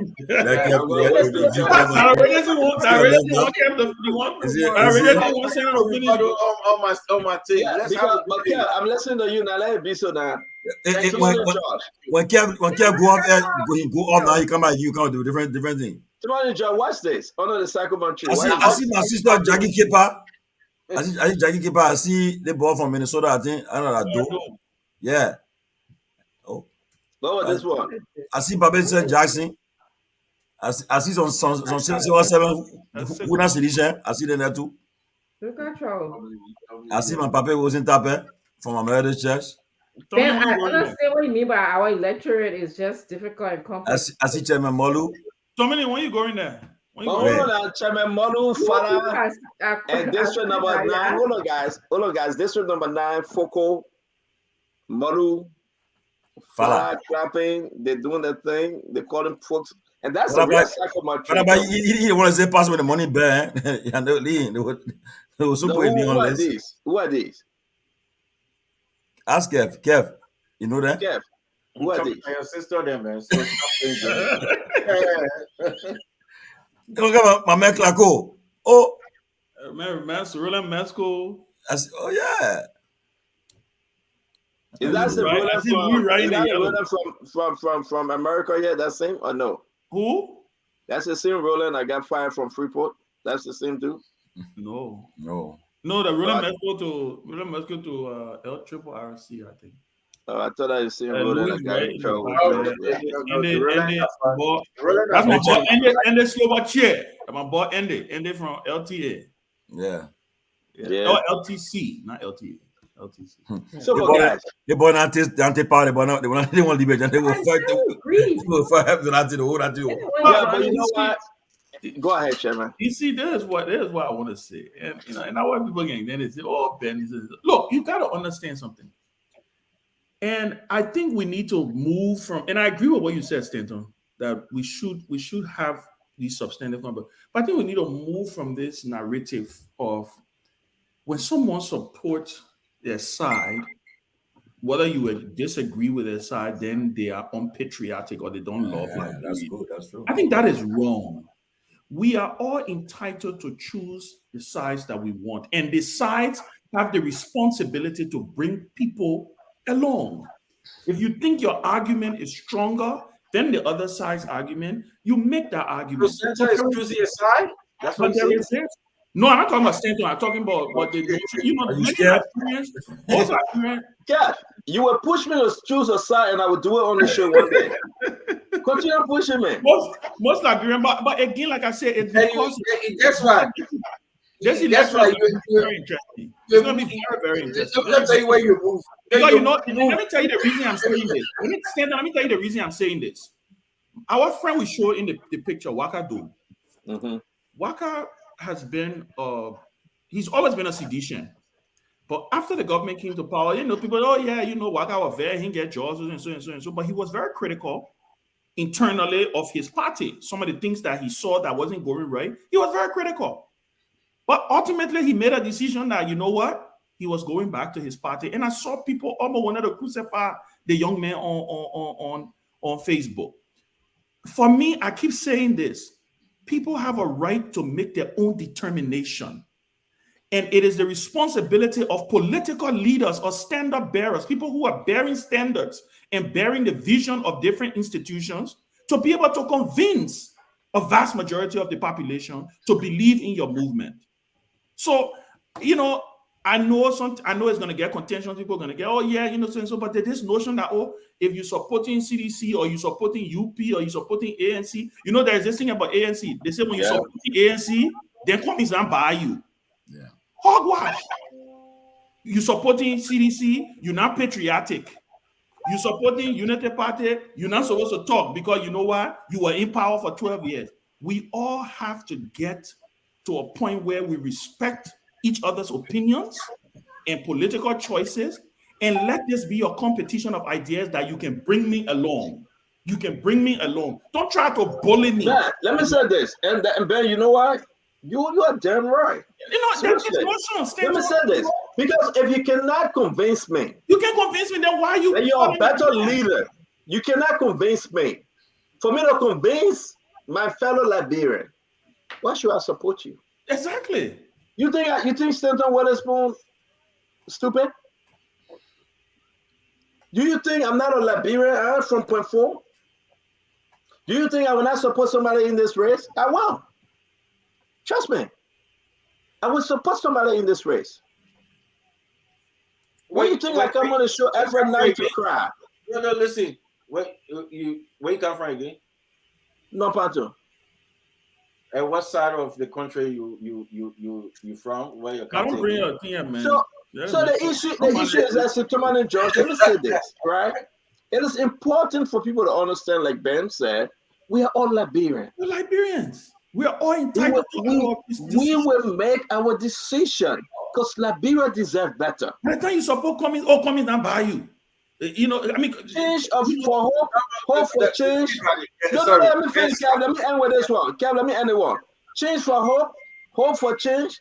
Think Liberia, dream Liberia, walk Liberia, talk Liberia.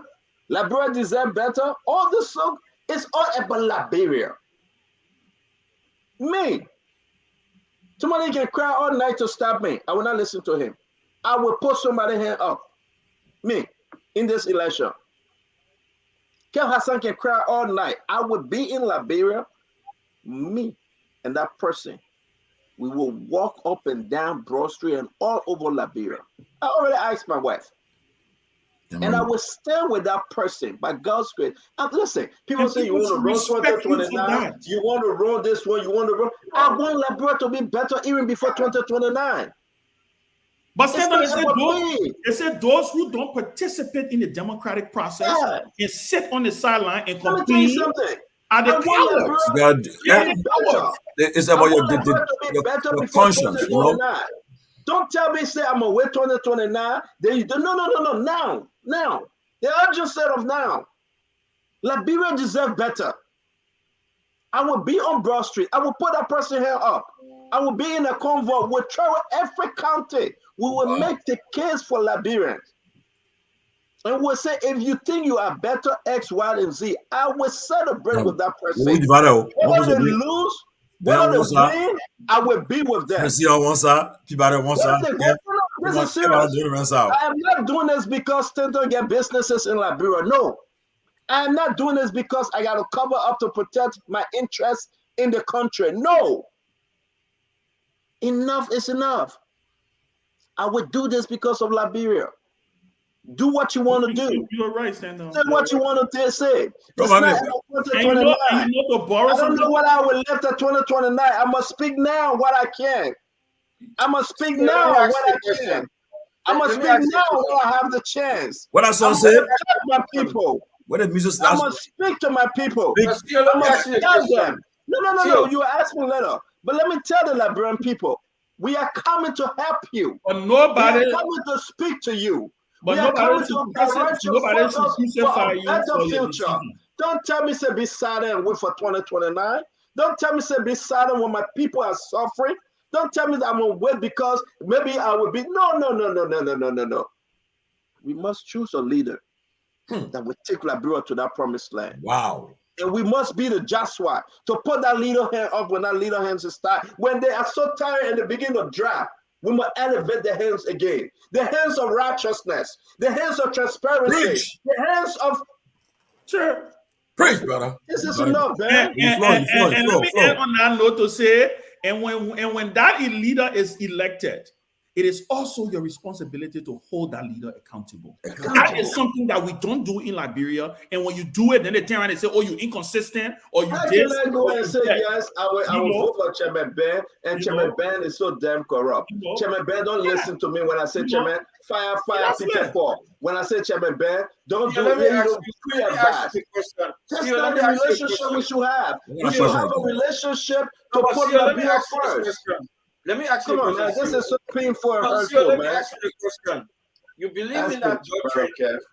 You believe in that doctrine that a good father will hold the children feet to fire, will push on the children to be better?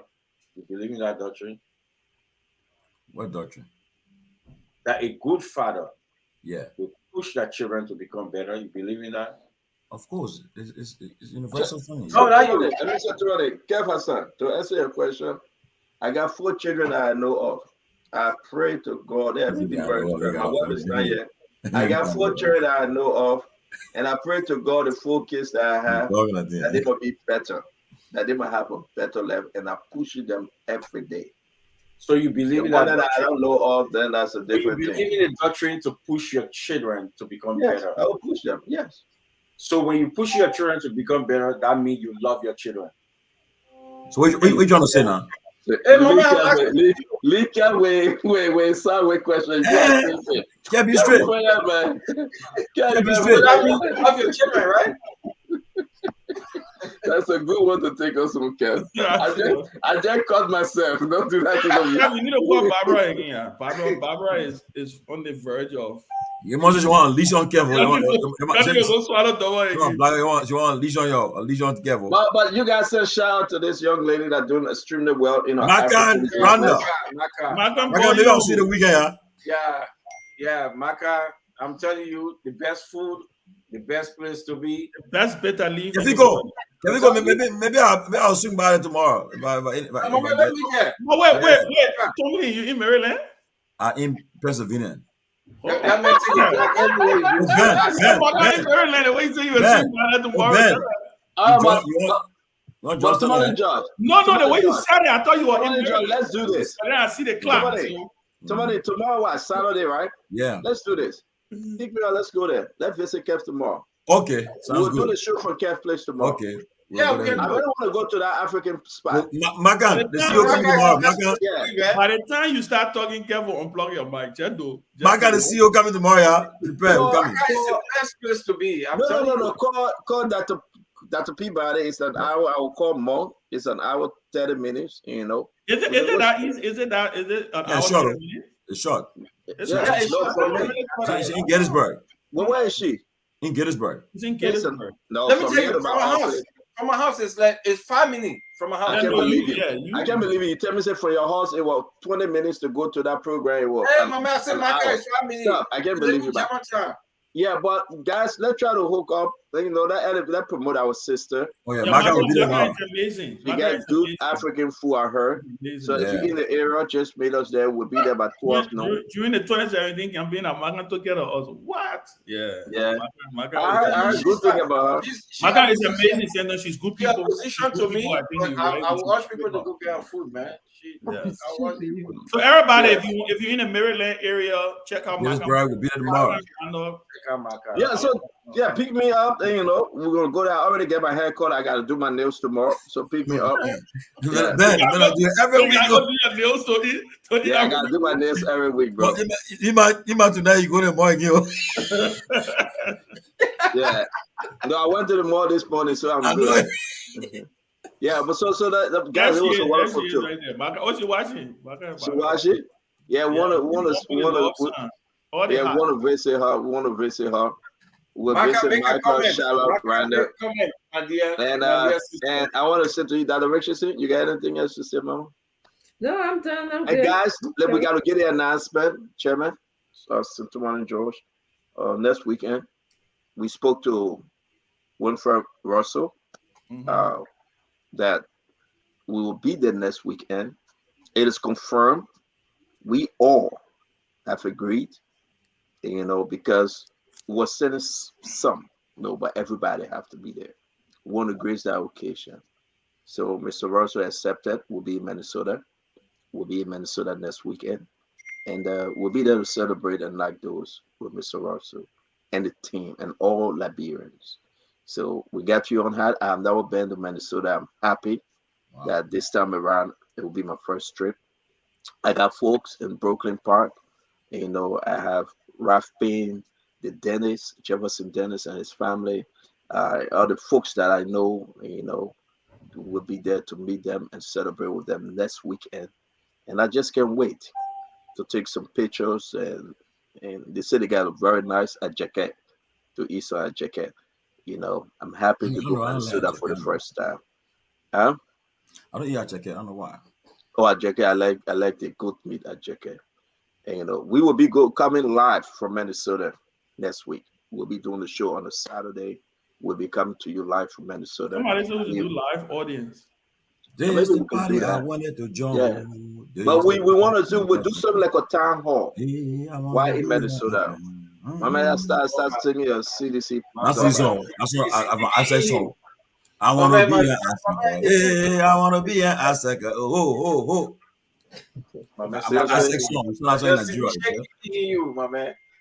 But guys, that's it. That's all we have for tonight. Thank you very much. We will be coming to you again tomorrow to ask some very interesting questions. Liberia is on my heart, guys. Are we in Liberia this December? What is it happening? I thought you told that definitely will be there this December. This December? Yeah. What is happening? What is happening in Liberia? It needs to be stopped. There's something trending on the internet. There's this whole book out there. I don't know what she did or somebody. Who? Yeah, I see. I bet it. Let me go. What happened? I read it. Oh, you see the news? I know what is it. The woman did to the guy in Boca there. I see it. Now, reason what you heard? I have no idea. Come on. Yeah, you can't share all now. Share all. Special, share all special. I want to also talk about it, but Yeah. The guy was giving the woman what you doing? Squeeze the guy. Oh, I think I've been in New York before, man. Oh, then he died. She didn't Doreen Babbitt. Oh, then he died. Yes. She died. He died. What, the guy died? Yes. Yeah. She squeeze it? Squeeze it until he died. But why he got into the woman? Can you imagine that? Can you imagine that? You forgot about himself, what? But why they got into the woman? You were probably beating her. You say you were beating her, so this. So she had to do self-defense. Woman did self-defense, brother. Everybody's standing with a woman. And let me say this. I don't know the story. but if that story or true story, as you guys are saying again, I don't know the entire story. But if you were beating on her, and she reacted, I'm waiting to stand the woman bone. Hey. Oh, let me contact the people. You know again, and you say you want that. I don't know the story. You're not gonna give me that story is a true story. No, let me say this, Sintumani. It's about time the women stand up, fight for themselves, and stand up. I think that weak men can be beaten. I don't know the story though, but you listen to me. If this story is a true story, If this story is a real true story, and that woman is in jail, I will ask the one Gonglo to help me stand that woman bomb and get that woman out of jail and defend her. And it should be about self-defense. Yes. If the man took upon himself to beat on the woman, useless men just beat the women. It is true. She had to fight. Any man in Liberia, they must child. squeeze that thing and they must die. Don't And beat I on pray, them. I will call Tewon Gonglo. I spoke to him this morning. I will call him again. If that woman is in jail, they must pull all three together and squeeze it. They want jail for what? I don't know. I don't know. No, I'm we know if she in jail. They will people that can beat women. They must go for that thing while the men is sleeping. Yeah, man. You are men out there, you know. But even you saw the woman said, I mean, walk away from him. Jody. But we're not saying that. But we're not saying that. We're not saying that every woman should take the law into the hand. Kevin, right? Kevin, you should not disclaimer. What is that? We are not encouraging women to go around. Yeah, be man. Women squeezing. You don't do that. Yeah, but Martin is that Martin is that you are very what you did. You call me, you call Dr. Richard, so you cry. You didn't beat the woman. You get cry and we beg for you. So that all the men so they should be like Kel Yeah. But listen now. When I look so but you know the funny thing. When I look up there, the woman's giving thumbs up to what you say. It scared me now. So the funny thing is somebody heard, I think there was a case earlier. There's been a number of cases over the last couple of weeks. I think another man killed his wife because I think there's this nonsense going on. I think we need to do a show here one day on speaking against this kind of craziness. You know, there is this mentality where they decide that they can just beat on women or the woman take money, you just get ready to kill her. It is deep. Chairman, it is deep. It is very deep. You know why? And Dr. Richardson, we can say this to her. It's about the poverty in the nation. It's about the frustration. It's about no job. It's about people have just turned to drinking when they have little. It's about so many things. But yet instead, it will not give you anyone right to beat on our sisters. Let me say this to you, Chairman. You go to work. You wake up in the morning. You wake up 5:20, 5 o'clock. You get ready. Drive little Stanton to school. Go to work. Don't come back. When I come, I'm late. Straight on spoon talk. After that, you got to go find food to eat. You got any sense to go somewhere else? I know, right? Every one of you on the show. Is he for nothing calling comment? Is he crazy? So it's important for us to sit down when these guys have things to do. They would take the hands off the women. Oh no! The Barra people responding to Fonati. Sorry. Please your own enjoyment. Hey, Barbara, come tomorrow to Maka, please, Barbara. Open invitation for you, Barbara. I mean, don't give Barbara invitation to come to Maka there. I'm not coming. I see you. Special you'll be there tomorrow too? No. I heard Atiola will be there. I heard Atiola will be there, and I heard this other girl will be there. What's her name? That's what you say. What's your friend name? The Lebanese girl. What's her name in Maryland? Lebanese girl? The Lebanese Liberian. Mona Fire. I heard that Mona Fire will be there too. Gotta get Lebanese girl. I mean, I Lebanese girl. I heard that Mona Fire will be there. Tiola. What's the other girl name? She said she will be there. Sadamatu. And everybody come to celebrate with Maka. Maka, see you tomorrow by God's grace. Chairman, I know you are moderating tomorrow. Don't give though. My man, y'all listen to this one. Chairman, don't give any fake excuse. You are moderating tomorrow. At least do your 3 days, my man. Do your 3 days, man. No problem. Oh, the poll just came out, Jana. The poll just came out, Jana. I'm looking at the poll. What poll? Who for you, man? See you tomorrow. Everything you poll, we can see you. The poll just came out. But tell me now, switch now. That you being Tommy here now. Yeah, we are crazy, but I see you, man. You know Tommy? The man can operate. I see you, guy.